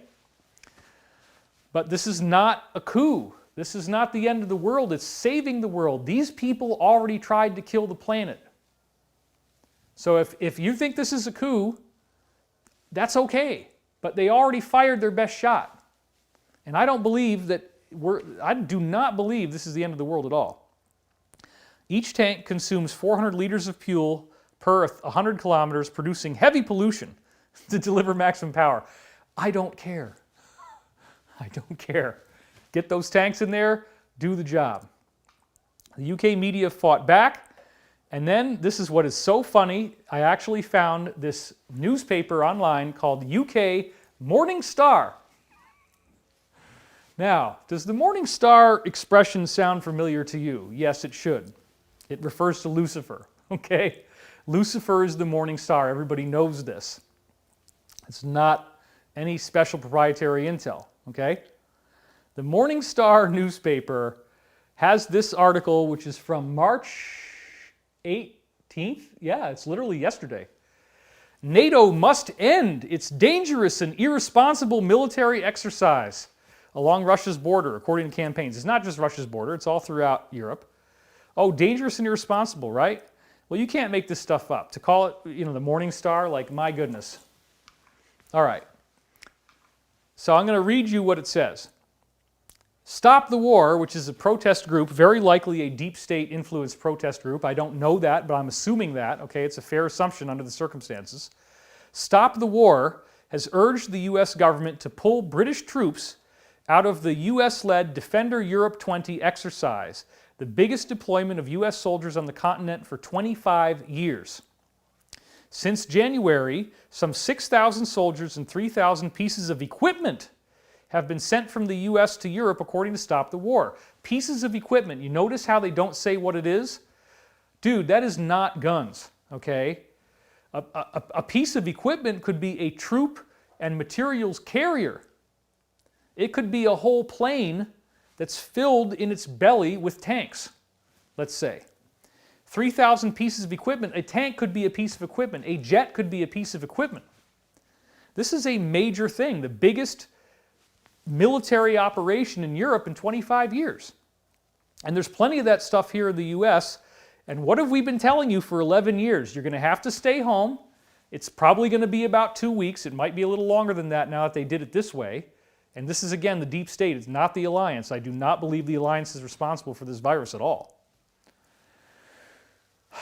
So, when you have that many soldiers and war material in Europe and you look at the timing, it's very, very suspicious. And then you've got the Morning Star saying, oh, this is dangerous and irresponsible, we don't want to be here. 3,000 pieces of equipment, that's a lot. The 5-month exercise is expected to peak at the end of April and the beginning of May. Well, they probably don't even need to wait that long. Stop the War's calls were echoed, this is the protest groups that are very likely deep state based, echoed by anti-war group the Campaign for Nuclear Disarmament, or CND. See, they want to make it sound like they're doing something good. It is absolutely essential that UK troops are withdrawn from Defender 20 and that the whole event is cancelled, according to CND General Secretary Kate Hudson.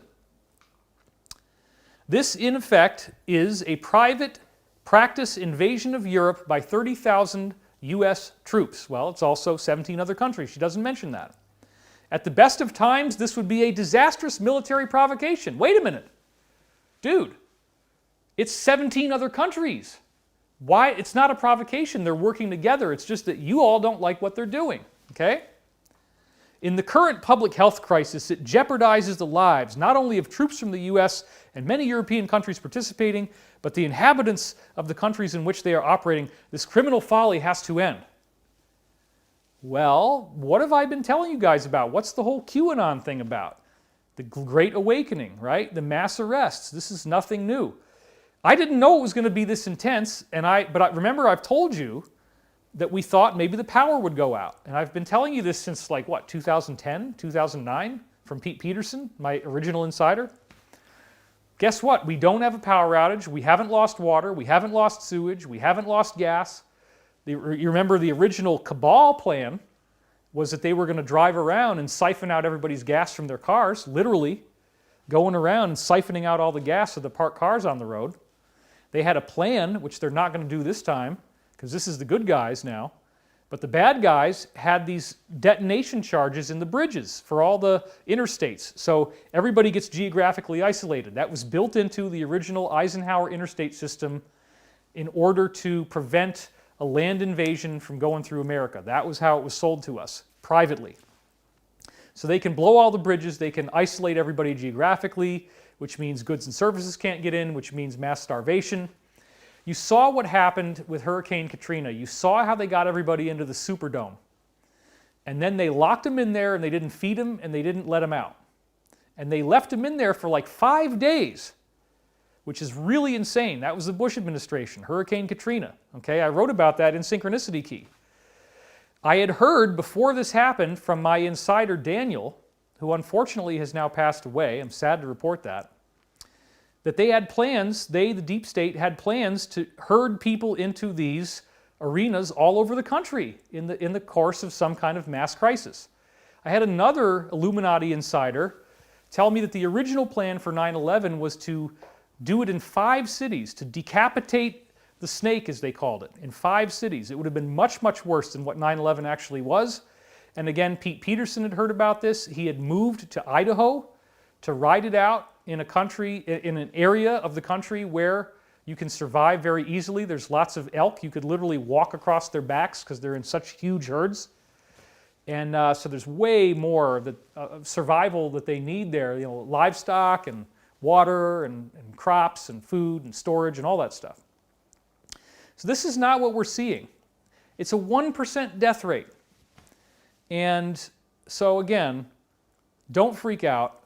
This is actually really exciting. Whatever is going on here, I think, is the mass arrest. These 37,000 troops from 18 countries are out there right now doing the job to save your life, because the problem is in Europe and it's in America. And that's where most of this is. Now let me give you another thing that happened. Saudi Arabia. What did Saudi Arabia do? Are you aware of this? Are you aware that Saudi Arabia has plummeted the price of oil? Why do you think they would do that? Why would Saudi Arabia sell off all their oil for pennies on the dollar, drive the gas price down to practically nothing? Because it cripples the oil people. It cripples the money going into these oil businesses, and the alliance knows that if their finances are cut off for a period of time, they're done. So what are we seeing? All these things about, oh, it's going to be a depression. It's worse than 1929. There's graphs showing that it's crashing faster than 1929. Worse than the Great Depression. Oh my God, it's so bad. Oh my God, we're all going to die. The world's never going to be the same. It's a horrible economic collapse. It's all this stuff. All right? Since I don't have all my slides here, I want to, I can't do this the way I want to do it. I want to get you into some of this QAnon stuff, because this is really, really critical. Okay? And then I will hopefully figure out how to get all these slides to run, and we'll get this whole show done over the course of a long period of time. But I do want to get this done. Okay, first of all, very, very important. Let's see. Now, November 11th, 2009, 11/11 of all things, QAnon referenced Project Looking Glass. In their post, which is, let's see, I have it right here, post number 3585, it says, Project Looking Glass, ? Going forward in order to look back. Now, if you haven't followed this QAnon thing, this is extremely important, okay? The QAnon phenomenon has had over 500 proofs that it is being run by the President of the United States. Over 500 things they've done that are really obvious. Trump himself being up there, making speeches, leadingly saying the number 17. He's done this a bunch of times. 17 is the 17th letter of the alphabet is Q, okay? Q plus appears to actually be Trump. There's thousands and thousands and thousands and thousands of articles in mainstream media saying QAnon is BS. They've attacked it so much. But I was meeting with this woman calling herself Mega Anon, and I put that article out on October 11th, where she was saying that she was working within the inner circle of the President of the United States, and that they were trying to do these mass arrests, that they were going to defeat the deep state, that this is a plan that's going to work. It's been in place since the 1950s, and I have a lot more slides on that. Okay? So Mega Anon and I ended up talking, because I wrote about her and I didn't think she was a woman, and I thought it was actually a man pretending to be a woman, and she took that personally and got mad and actually figured out how to get a hold of me. And I said, yeah, I'll talk to you. And I ended up calling the number that she gave me. She had a burner throwaway phone. And Elizabeth and I both ended up talking to her on the phone. It was amazing. But she talked so fast with such a level of intricate knowledge that it was really hard to follow. All this political stuff with Strzok and Cabe and McCabe and Page and all Comey and all the stuff you're hearing about the FISA stuff. Man, she had it down like an encyclopedia. It was crazy. The Wiener laptop and the Huma Abedin and Hillary and Pizzagate and Podesta and satanic pedophiles and all this crazy stuff, man. It just went on and on and on and on. She really knew about it. She had gone to Vegas after the shootings because Trump apparently was there at that time having a meeting at Mandalay Bay Hotel. And the deep state had tried to make that a much bigger thing that would have included the assassination of the president. It didn't work. But they were really going to flip the switch after Vegas, which was right at the beginning of October 2017.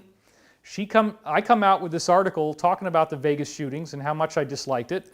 and the plans to defeat these people that would do something like this, because it's very frickin' strange how you never really saw any footage and the whole thing doesn't add up because there's more than one shooter, but they say, oh, it's just this one guy shooting out of his window.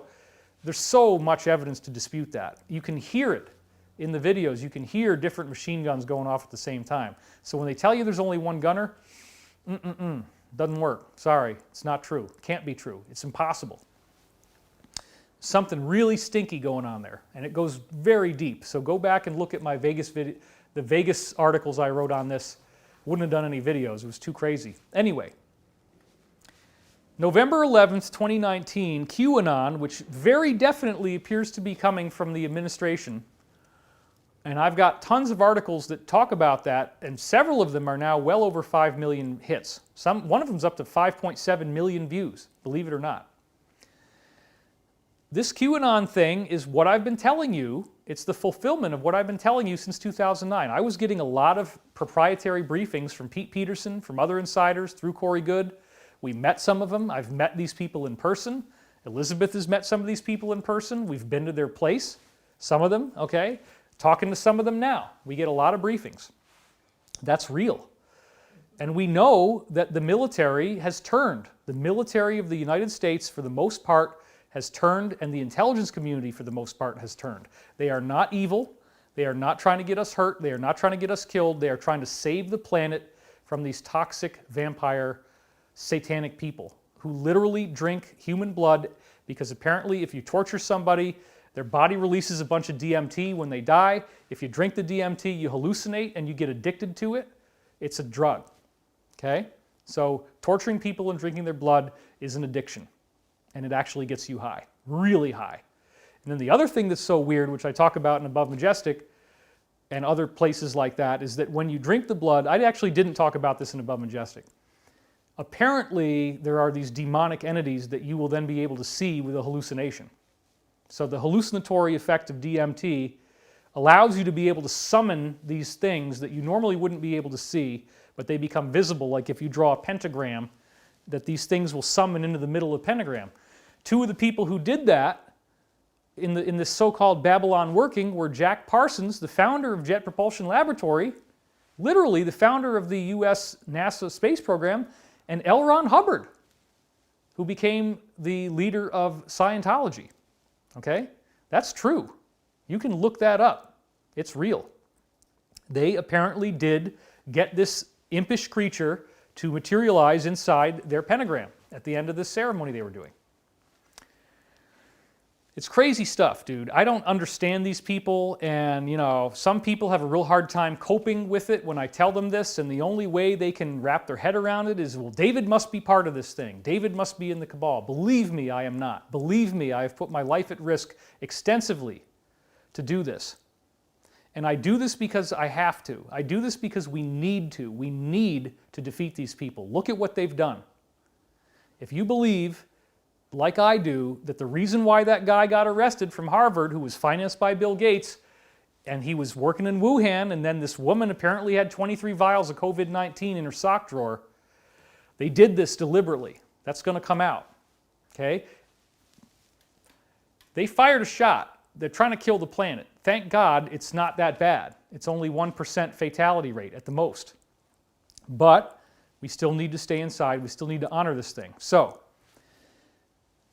QAnon has actually said in September of 2018 that there is a secret space program. And they said that Roswell is real.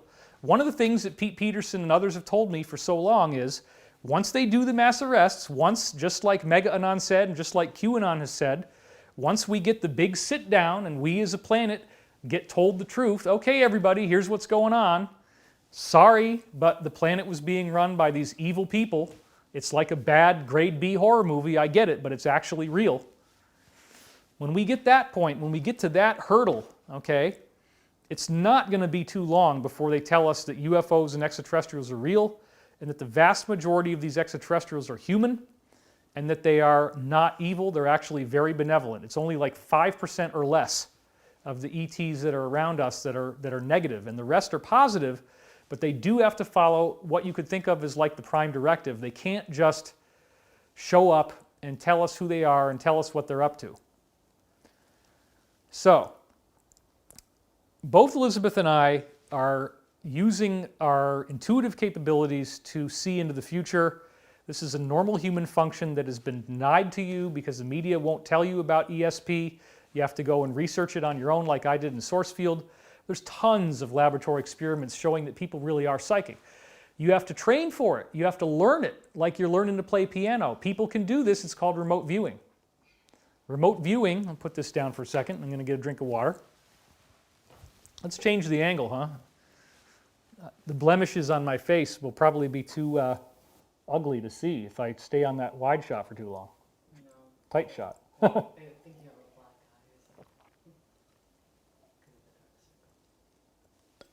eye. All right, about the black eye thing. The way my face works, there's this funny bony thing I have right here. It's not a black eye, it's just the way light reflects on my face. If you light it properly, it's not there. That's all it is, okay? So stupid. So stupid. Whatever. Okay. I'm aware of it, but it's very hard to light it light my face from all different angles where you never see it. Yeah. It's just the way light reflects on my face. So, we all have the ability to be psychic, and this was trained to people in remote viewing. Now, remote viewing is where an ordinary person can become 99% accurate as a psychic.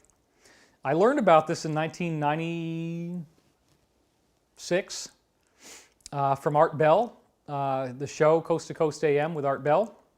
And then, of course, it was just something that Dr. Courtney Brown wrote about. He gave the protocols in his book, Cosmic Voyage, and I started to practice them, and I modified them.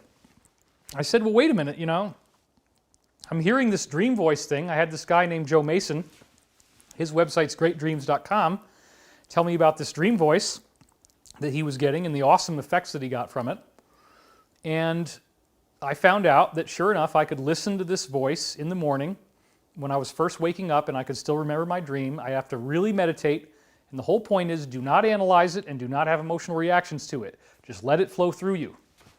Listen to it. If it sounds crazy, if it sounds like it's a nonsense sentence fragment, that's wonderful. Write it down exactly the way you hear it. Or what's actually better in the long run is dictating it into a tape recorder. Or now like a digital recorder. Like everybody has one on their phone. You just use your own phone. That's all you have to do. So I started to do this and I started to get prophetic messages. But that was after I had already been writing my dreams down since 1992. So 4 years, almost 4 years. Okay? What are you laughing about? There's like so many like sex bot channels on here. Sex bot channels. You are looking for porn while I'm doing my show? No. I'm like deleting so many. Oh, we're getting spammed by people who are trying to... Yeah, okay, well, thanks a lot. That's deep state. Yeah, they're all over the place. Well, you can't do anything about that. No, That's the loyal opposition. Yeah, Okay. they're like fishing. Yep. Look, guys, this is true. This stuff is real. I'm not making this stuff up.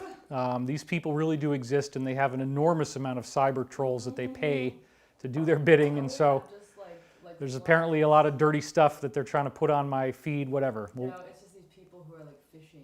Okay, well, anyway. I hope you guys are enjoying the show. I hope you are getting something out of this because we're getting to the really good stuff now.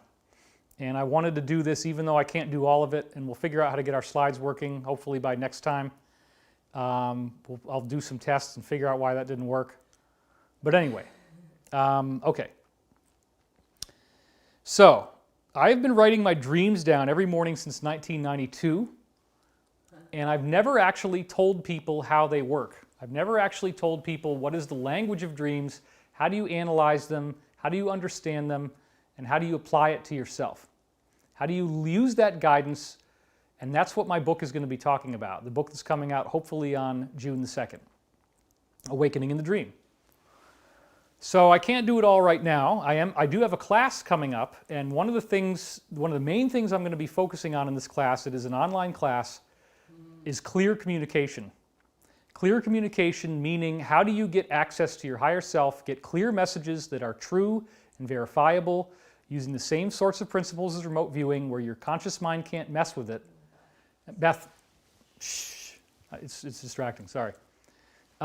She's laughing at all the porno that you guys are putting on my feed, I guess. Just like there's Okay. like thousands of messages. Okay, well, you can read them, but just don't laugh out No, loud. I can't read them. There's thousands. Okay, It's not the same. you can't read it. Yeah, it's fast. Okay, I get that. Trying to get through this. And how long have we been on? How long have we been doing this? 2 hours. 2 hours. Okay, so we got to wrap it up fairly soon. 37 minutes. 2 hours and 37 minutes. It's pretty, I don't want to go a whole lot longer than this, but I got to get through this stuff. So we'll do that. Okay. Your dreams have messages in them. I'm going to be doing a class online. We did it last year. We called it Ascension Mystery School. This year we're going to call it the Great Awakening. We do need your help. It is important that we not run out of money, that we not stop doing business. We can't let the economy destroy us. And as long as we can still exchange money, we should be doing that. We should participate in society. We should buy things, and that includes things for your spiritual fulfillment. So this is something that you can buy if you want to. It's going to be huge. We're doing 7 weeks this time. Elizabeth's going to do a lot more. I'm going to have lots and lots of slides, lots and lots of content. It's going to be totally amazing. I'm really excited about it. And let's just be clear that I will be giving you all tools that you can use. It's not just for people who pay for it. I'm doing that right now. And I want to get you the most important stuff.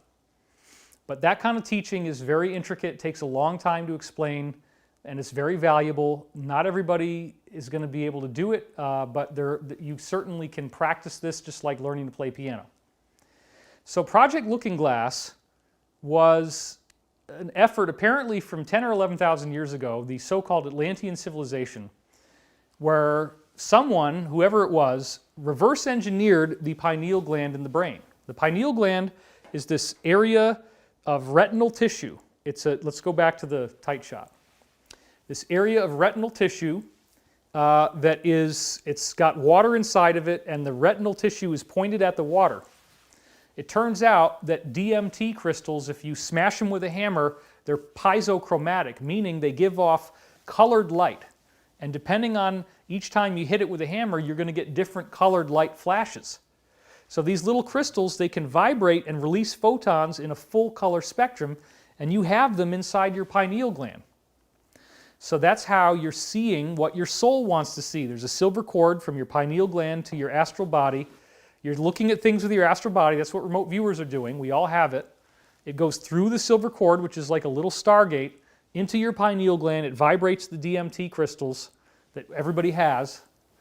And then they release colored photons that show what you're seeing, and then the retinal cells in there are actually wired into the visual cortex of the brain. So you're seeing visual images in your mind's eye when you close your eyes, wherever your soul is going. If you tune into that, you can hear it and you can see it. And there's an energetic component to the hearing as well. All part of the pineal gland. So what they did is they took a big barrel of water and they were able to use, it had to be corpse dust actually, certain types of extraterrestrial beings. They took the corpses of these beings, ground up the dust, put it in the water. I know it sounds silly, but this is the kind of stuff you hear. Because apparently those bodies had a lot more of these types of crystals in them that were so energetic. I guess DMT.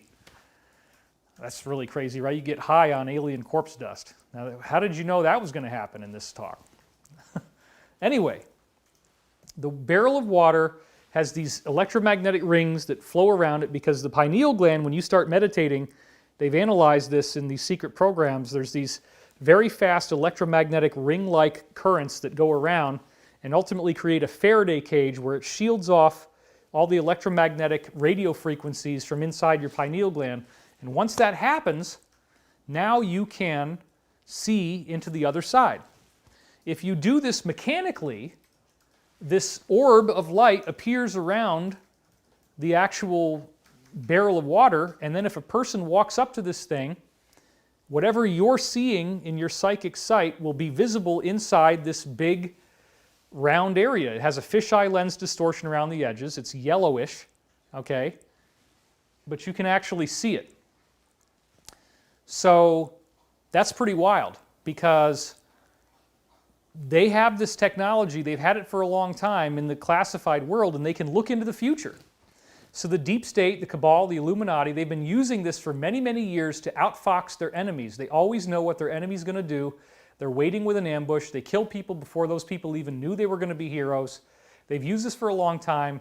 The Alliance has stolen that technology back, and now apparently they were using it. So they are telling us, as of November 11th, they seem to be telling us that they had Project Looking Glass or something equivalent to it. Could have been remote viewers. I don't know. But it says, oh, hi, doggy. She just... Yeah, you can pet her. I'm not going to pet her. I got work to do. Anyway, David, you should pet your dog. You should pet your dog. We're probably going to get comments like that. I'm trying to focus on my job, okay? I'm just trying to do the show.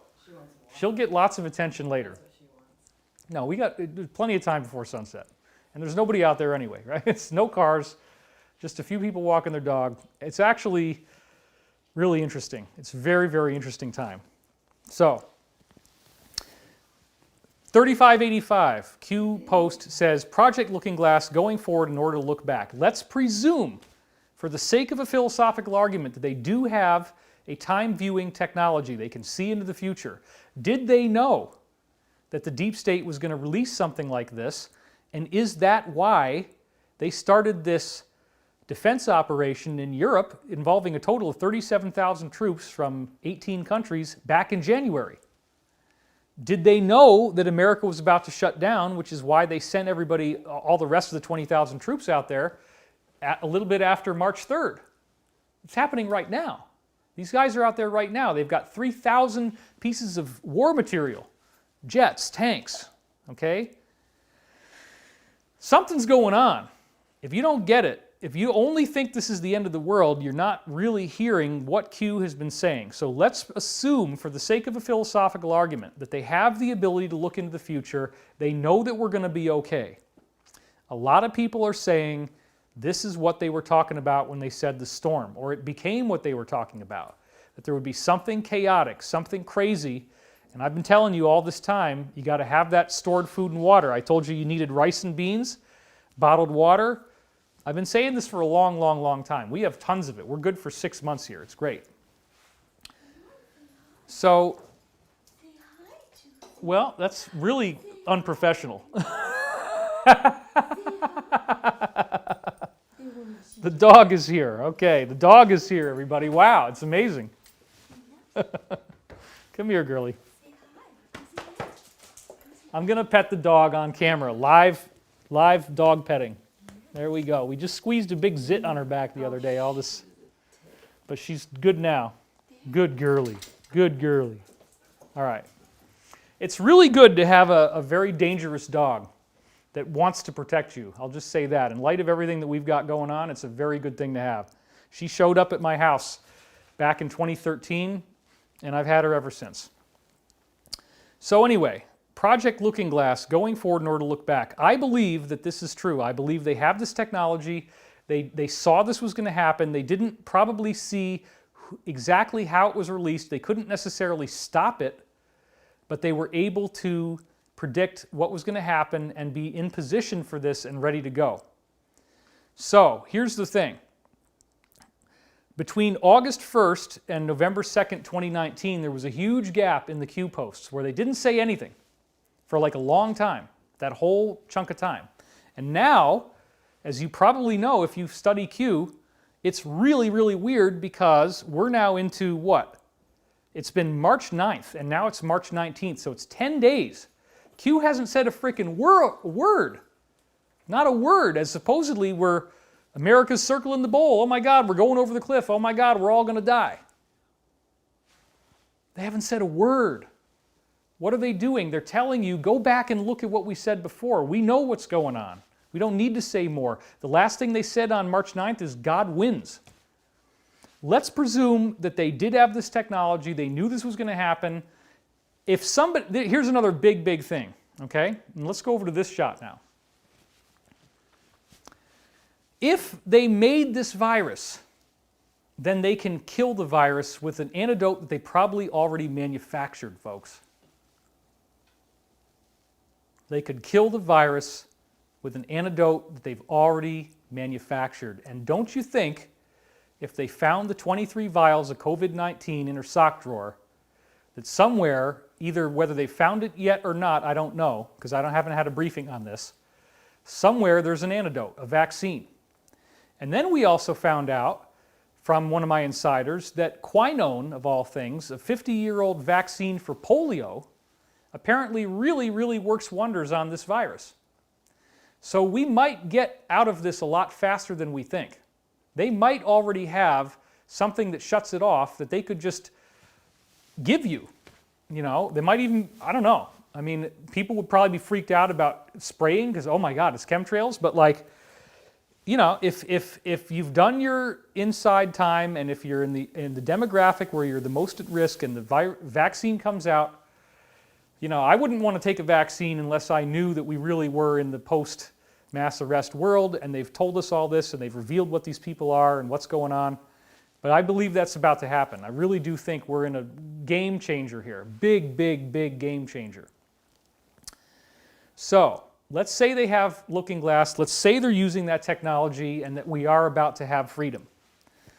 That would explain why they haven't said a frickin' word since March the 9th. Not a word. What the hell are you guys doing? Well, they know what they're doing. They got 37,000 troops in Europe with all these tanks and bombers, and they're going and getting these guys while everybody's at home, just like I told you was going to happen. All right? Here's the next one. This statement from Q, public understanding of events is just around the corner.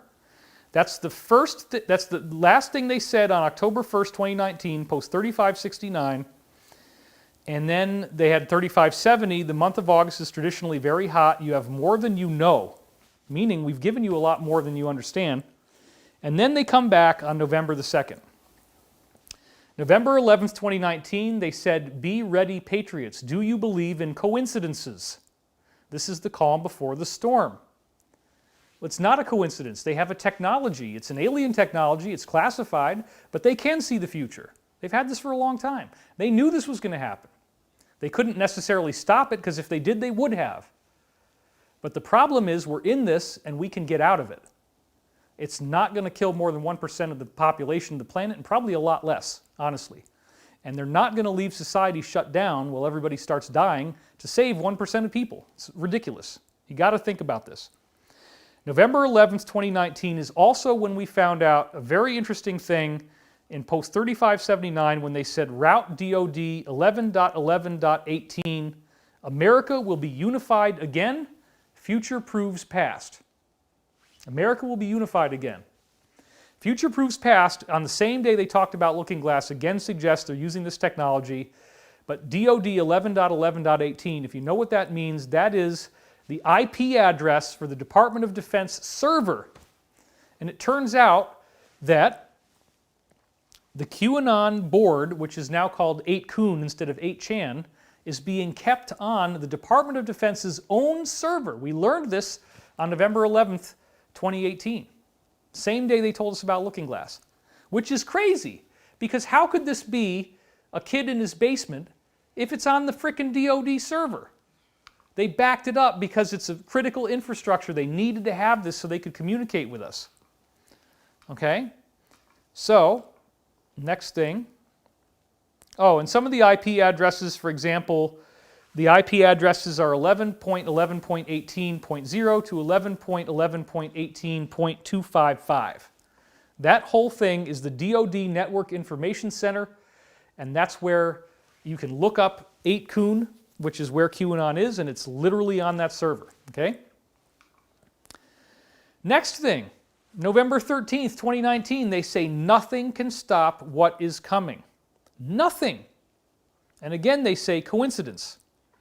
And they say, okay, what do all these people have in common? Pelosi's son, Kerry's son, that would be John Kerry, Mitt Romney's son, Joe Biden's son, hint, geolocation, Ukraine, hint, energy. Coincidence. When George Soros, GS, calls, D's Democrats always answer. Apparently, there's a lot more than Hunter Biden who've been bribed in huge amounts by a corrupt aspect of the Ukrainian country, I don't think the whole country is bad, of course, but I think there could be some bad actors in that country, and we're going to learn about this. But Ukraine needs defense. They actually are weak in their air support. I'm personally aware of this for various reasons, so they need to have the ability to defend themselves, especially with threats from countries like China. So, anyway, nothing can stop what is coming. Nothing. They're talking about the idea that these people have been bribed, that their kids have been bribed in the billions of dollars, apparently. It's really, really intense. We're going to learn about this. Now, November 16th, 2019, they say, the harvest will soon be delivered to the public for consumption. Wow. $35.99. The harvest crop has been prepared and soon will be delivered to the public for consumption. A higher loyalty. Why? I don't know what that means exactly. Hunters become the hunted. Treason, sedition. How do you remove a liability? 6 o'clock can be dangerous. Family proud, and the family, of course, is the cabal. The harvest has been prepared and soon will be delivered to the public for consumption. That does not sound like they think the world is going to end. But it also suggests they knew there would be a threat to the food supply. Now that we know they had Looking Glass, and we talked about the fact you need to have a food supply in your house. But again, everybody's going to be able to be okay. They're keeping the critical infrastructure going. I went to the grocery store myself, and there is stuff there. So like, if it's tough for you, there will be resources available. I'm sure of this. There's all this stuff, contingency plans, National Guard. You might have to get rationed for a while if you didn't do the prepping like I told you to do, but they will make sure that you're fed. Everybody will be able to get what they need, okay? November 19th, 2019. There is no step 5. End. That's post number 3606. There is no step 5. It's the end. Meaning this is the end. They know that the game is over and they know what they're going to do. There's no next phase we got to go through. There's a final thing that's getting ready to happen here. November 23rd, 2019, this now becomes incredibly prophetic, in which they said it's going to be biblical. This is post 3624, and then they say the Great Awakening, November 23rd. After they told you they have Looking Glass, it's going to be biblical. Wouldn't a plague be considered biblical? Wouldn't a virus going around the world, a pandemic where everybody thinks they're going to die, wouldn't that be biblical? What about Australia? 21% of Australia burning in these fires. What about them using their rain-making technology to rain huge amounts of rain on these deserts in Africa, generating a gigantic number of locusts, which are now swarming and eating entire crops of food all over Africa, sometimes killing a crop in like an hour or less. Okay? This is a manufactured fake Armageddon. That's what I think it is. I don't think everybody's going to die, but they're doing their best to try to take us all out. And that sucks. And that's why we have to fight back. We have to be strong. We have to be tough. We cannot fall prey to fear. And we need to do what we can for each other and hold true to this and do the social distancing. Stay at home right now, just like we told you you'd have to do. If you were listening to me, you're all prepared. December 2nd, 2019. Be ready, public awakening is coming. That's pretty direct. Be ready, Anons, public awakening coming. That's post number 3645. They know something's about to happen. And again, this is just 1 month before they started to deploy all those troops out to Europe in advance of this thing that's going on now. December 7th, 2019, panic is real. Now that could be construed in more than one way. That could be construed as that they knew we would go through this big panic. It says in 3658, where is George Soros? Ukraine? Who else recently traveled to Ukraine? Panic is real. All hands on deck. And then they used the Merriam-Webster dictionary definition of evil. They give a link to it. So George Soros is evil. There's your hint. All hands on deck, meaning jump in, now's the time, this is not a drill, the panic is real. December 19th, 2019, they say National Presidential Alert System. Why was this created and tested? Political warfare, information warfare, post 3705. National Presidential Alert System. That is what happens on your phone when it rings and there's an emergency. It's the emergency broadcast system, but it's now on a cell phone. They've tested this and found out this is the best way to communicate information to the public. One of the things we've been hearing all along since the beginning of Q, and before actually, is that these announcements would come in so that they're at a certain point they're going to tell you what's going on, they're going to bypass the media, do it through your phone, tell you to remain calm, and that this situation is being taken care of, and there will be briefings and updates that the deep state cannot interfere with. As of December 17th, they're still saying they might use that, so make sure your phone is on, make sure it stays charged, and get ready for that. That's probably going to happen. December 19th, 2019, mass popular awakening. Okay? It says in 3717, the first indictment, once unsealed, will trigger a mass popular awakening.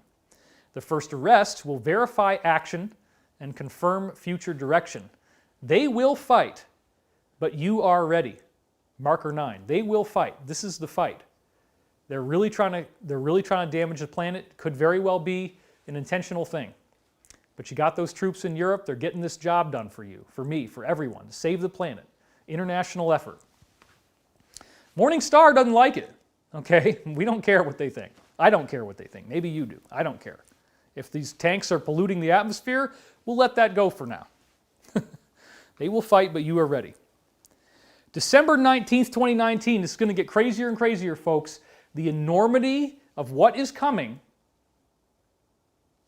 will shock the world. They said that. They said that. Do you think maybe they know what's going on now? They said that. The enormity of what is coming will shock the world. December 19th, 2019. And I'll read you a little bit more from this. Well, okay, so they're talking about the end of the impeachment debacle, which happened around that time. It says, POTUS was not harmed in any way today other than on paper in the history books. Sometimes you must sacrifice yourself for the greater good. It's talking about him. The enormity of what is coming will shock the world. This is post 3728, December 19th. Pray. How did they know? Well, again, Looking Glass. We've had many briefings on this. It goes back to Bob Lazar was talking about it way back in the day. Lots of insiders have told me about Looking Glass. It's a normal thing. Time can be viewed into the future. December 19th, 2019, something big is coming. Well, the enormity of what it is going to shock the world, but then they also said this, something big is coming. It's very big, 3739. December 29th, 2019, they said the truth will be told. Do you believe in coincidences? It sure seems like a coincidence, right? How did they know the enormity of what is coming will shock the world, and now here we are? They knew. Maybe they knew, maybe they knew this virus was planned. They couldn't exactly stop it. There was too many people that had it, but they were going to get it done and get everybody in their house so this thing doesn't cause any more loss of life than necessary. The truth will be told. January 21st, 2020 is the next one I'm going to read for you. They are not attempting to remove POTUS, President of the United States, from office. 2/3 of the Senate will vote not to convict. No laws were broken. They are attempting to protect themselves from prosecution and prevent the public from discovering the truth. I don't know about you, whether you're a liberal or a conservative, it doesn't really matter to me. What I'm saying is that this thing affects everybody, and we have all had so much of this infighting, and the media is just constantly dragging us through this impeachment thing, and as soon as Mueller gets over, now they come up with a new one. It's like, well, wait a minute, Hunter Biden getting bribed with $1.5 billion when they shoehorned his father in to become President of the United States nominee for the Democrats if he wins, right? That's kind of a big thing. I guess my dog really, really wants to walk, so she's going to park herself, but you can't even see it in the frame, so you wouldn't know that. Anyway, we're almost done. This is good.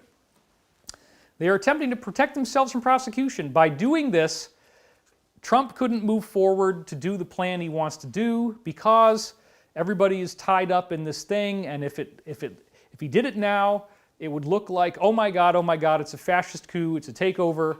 So they had to wait until all this politics stuff was done. January 23rd, 2020, the public will learn the truth. Now this is after they already had started this Defense 20 military operation, this massive, biggest in 25-year military operation with 18 countries involved in Europe with tanks and highly trained special ops force soldiers couple of these guys could go in there and do a lot of stuff in one compound, okay? It doesn't take a lot of people. So you got 38,000 of them or whatever it is, 37,000. They could do a lot. I just want to be really clear on this. The public will learn the truth. Truth and facts will prevail. Post 3783. January 23rd, 2020, slow drip, arrow to flood. A slow drip turns into a flood. So 3784. And then it says, you know, nothing can stop what is coming. Nothing. Slow drip turns into a flood. Once again, they say that. And I could read more, but I'm not going to do it all. So this seems almost absurdly overconfident. But check this out. January 23rd, 2020, they say, "What storm, Mr. President?" in quotation marks. And the answer is, "You'll see," says POTUS. 3785. January 23rd. Something's getting ready to happen. They know this. January 23rd, same day. They say, "Don't worry, it won't be boring forever." That's post 3787. Yeah, it's not boring now. This is very, very not boring. January 31st, 2020, the Great Awakening. It says in post 3815, what happens when the people learn the truth? What happens when people wake up? They will not be able to walk down the street. The Great Awakening. So this is going to happen. They're very confident that this plan is going to work. They say, trust the plan, trust the plan, trust the plan. Please don't think that all this has changed all of a sudden. February 5th, 2020, they say, buckle up. It says in post 3831, do people actually believe that those responsible for an attempted coup of a duly elected sitting U.S. president will go unpunished? Is this the end to our constitutional republic? Is there no equal justice under the law? Is there no accountability? Will they escape unscathed? Buckle up. So something's getting ready to happen, and they have this graphic that says, Panic in D.C. in theaters now. Again, they said it's going to be biblical. The enormity of what will happen will shock the world. Panic in D.C. February 9th, 2020. They only had one word in this post, number 3849, and the word was justice. So they are expecting justice. February 13th, they said in this little graphic, haven't you figured it out yet? It's not about Trump's corruption. It's about making sure you don't find out about their corruption. We've heard plenty about Trump's corruption. Whatever the hell you think that is, whether you agree with it or not, now is not the time to just be like all crazy about Trump. Oh my God, I hate him, I hate him, I hate him. Be open-minded to the idea that this might be something good. At least let that possibility happen, that they are doing this for us, that they're not discriminating by political orientation. They're literally, I know a lot of these people. There's hundreds of thousands of people in the military, in the intelligence community, at all different levels, working to save us, working to free our planet, okay? Now this is really amazing. On Valentine's Day, February 14th, 2020, Valentine's Day. What is the Valentine that they gave us in QAnon? It says, regarding delayed testimony, allow for the public dissemination of critical facts, possible unseals and declass prior, here it comes, allow for the public dissemination of critical facts, possible unseals and declass, which is the declassification of all this data, prior to a world televised sit-down. Holy crap. Holy crap. Wow.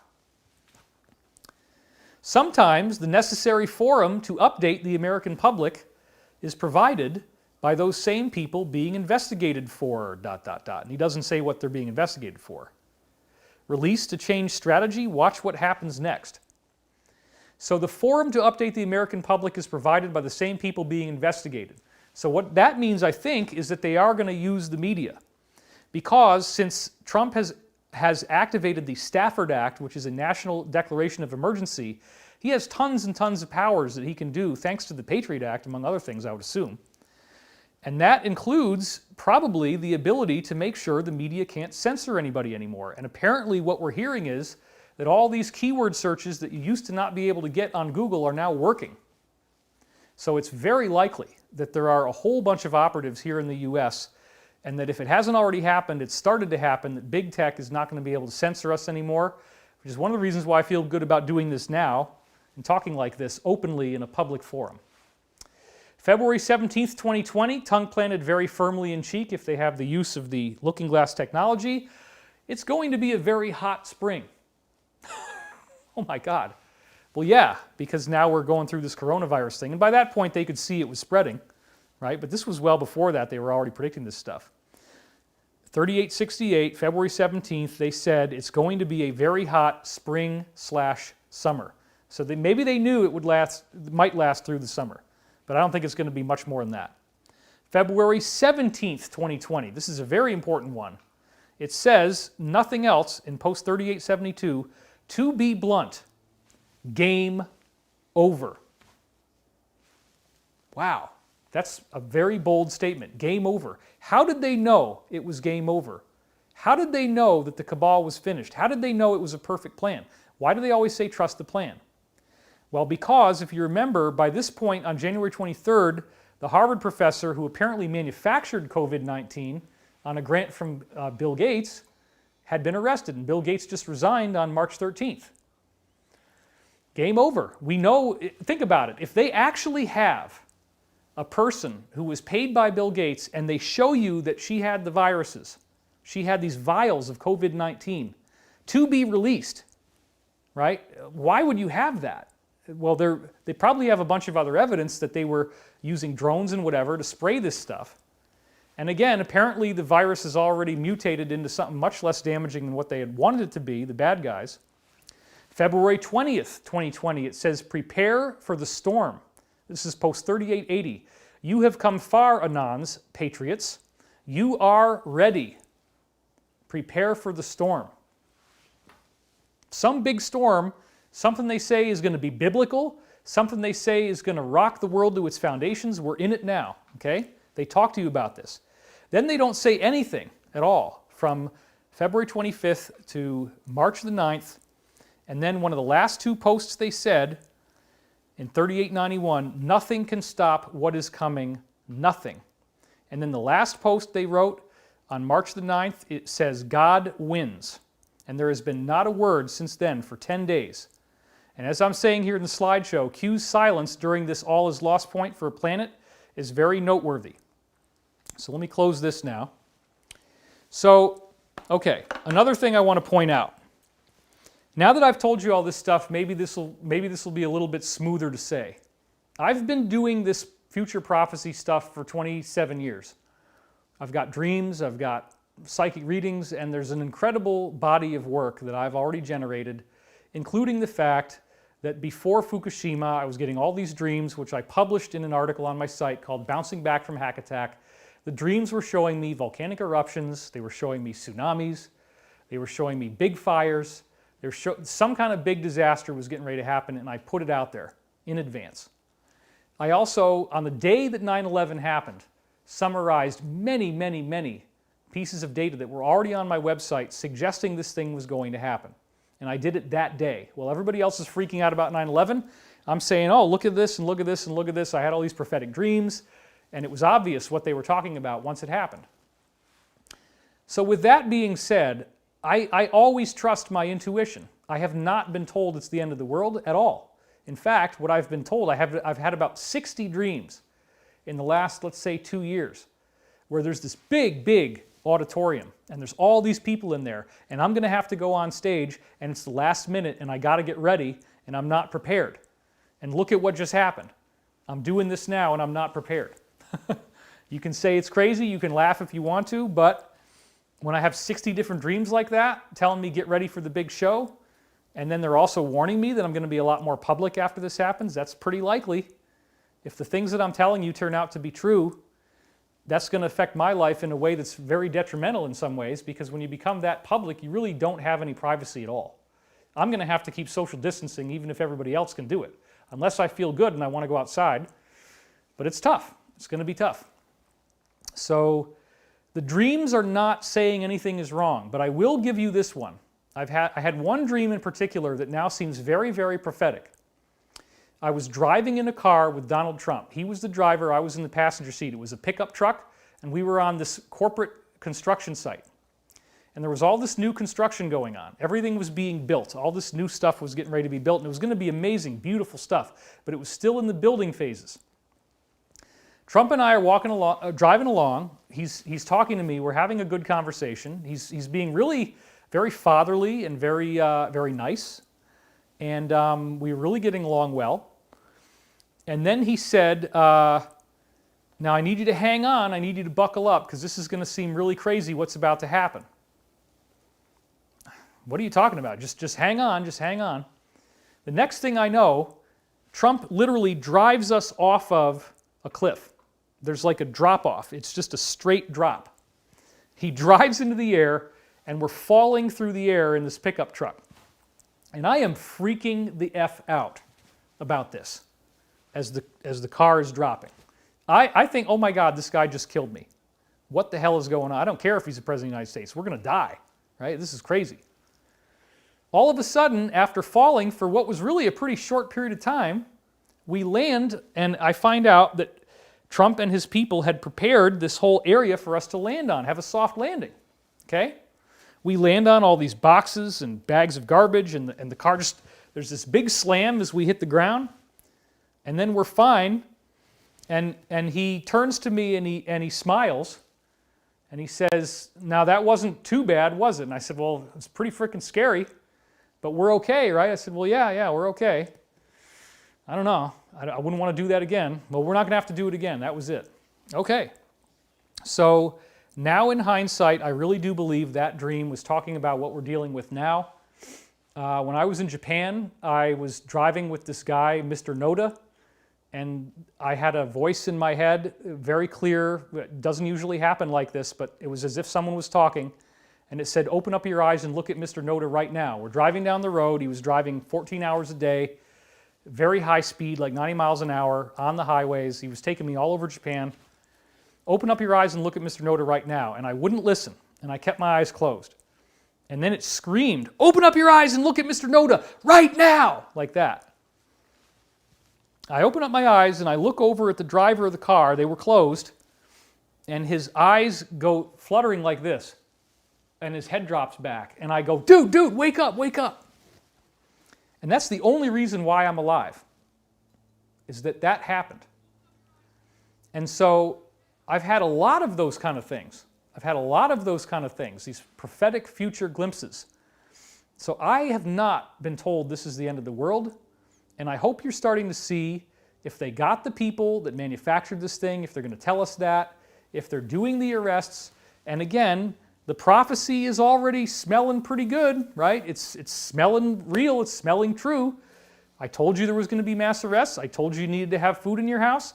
I told you that you weren't going to be able to go outside for a while. I told you should have 2 weeks to a month of food and water. And look at where we are.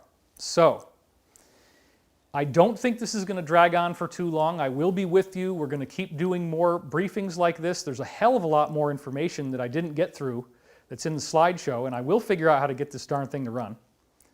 I spent all of my time trying to put these slides together before our show, and then we finally just said, let's just pick a time. We got to get this done because everybody's asking me to make a statement, and I wanted it to be good because I know I might only get one chance. This whole channel might get taken down. So if that happens, I'm going to go to Twitter Periscope or something else. We'll just keep doing it however we have to do it. I'll even go to BitChute if I have to, okay? But we'll get it done. It might not be able to be live anymore, but Twitter, hopefully they won't take that away from me, even if this somehow offends people and gets me taken down. I lose my channel. That's okay right now. I really don't want them to do that, but if it happens, this was worth it because I needed you to hear this. So again, I am David Wilcock here, and we are very proud of you. I'm proud of you. I'm proud of your progress. I'm proud of your spiritual development. I've seen how you guys are changing. I've seen how your heart is opening. I've seen how you're becoming kinder and more compassionate, and I honor you for that, and I love you for that. I love you for your dedication to your own evolution, to working hard on yourself, to eating the right way, to exercising, to getting enough sleep, to taking the right nutrition into your body, to being kind, to being compassionate, to loving each other. I really do respect that, and I see the change. I see how you are becoming a more noble and enlightened and positive and loving person. And I like to think of myself sort of like Neo, more like actually, you're Neo, I'm actually more like Morpheus in the movie The Matrix, if it was a positive thing, okay? The inspirational part of that. We are all having a function. What was one of the things I told you? Do you remember what I kept saying to you? Do you remember that I kept saying your friends and family are not going to want to get out of bed? They're going to be so depressed and miserable and traumatized, they're not going to want to get out of bed. This prophecy came true. That's what we're in. You can reach out to people. You can give them a message of hope, positivity. Hopefully we'll be a lot tighter the next time we do this. It'll be more streamlined. I'll go over some of this stuff again. We'll have a new slideshow. Hopefully the slides will work. But I want to thank you. I want to thank you for being here with me. We are going to do this class, Great Awakening. I believe that the link is going to be in the video description. It's going to be greatawakening.entrepages.net, I believe, ONTRAPAGES. Maybe up by Sunday. It may be up by Sunday. We don't have it up right now. Anyway, there is an opt-in page. There's ways to get in there, but for right now, just know we are going to launch this class. We do have a critical need for funds, as I'm sure many people do. So if you can help us out that way, that would be really, really great, okay? And again, I want to bless you and thank you for your support. And I want you to know that I've been working full-time trying to get this message out to you, and I really appreciate your support. I'm David Wilcock. I want to thank you for watching, and now I'm going to come over and turn off the slideshow. So thank you, and bless you. This is not the end of the world. I really do believe that, and there's so much more we can talk about in the next video of all the layers of proof. I think Q knows what they're talking about. I think these troops are getting it done out there in Europe. Let's bless them for a minute. Let's bless their efforts. Let's surround them in light. If you know, and some of these people are going to die doing this, and they're brave soldiers. We thank you for your service. We thank you. You are not alone. You are not in silence. We know you exist. We know this is real. We thank you for what you're doing. We appreciate you. We appreciate your service. We appreciate you. We honor you and your sacrifice. And we honor the President of the United States, and we honor the Alliance. We honor the positive aspects of the military and the intelligence community. They are doing this for us. I do believe that is true. I haven't agreed with everything that's happened. You probably haven't either, but we need to work together now. It's not a time to fight and bicker and argue. Let's try to see the silver lining in this thing, because if this is true, on the other side of this thing, we get the truth, we get the big sit down, we get told what's really going to happen. QAnon quote 2700 says, this is going to come out, we're going to tell everybody everything.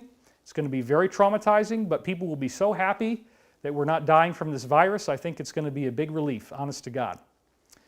We're going to get disclosure. It might not happen immediately. You might laugh at me for a while, but they've been lining up that UFO card for a long time. I think that's going to happen. We're going to find out about extraterrestrials. We're going to find out about technology that they have, and the technology probably will be released.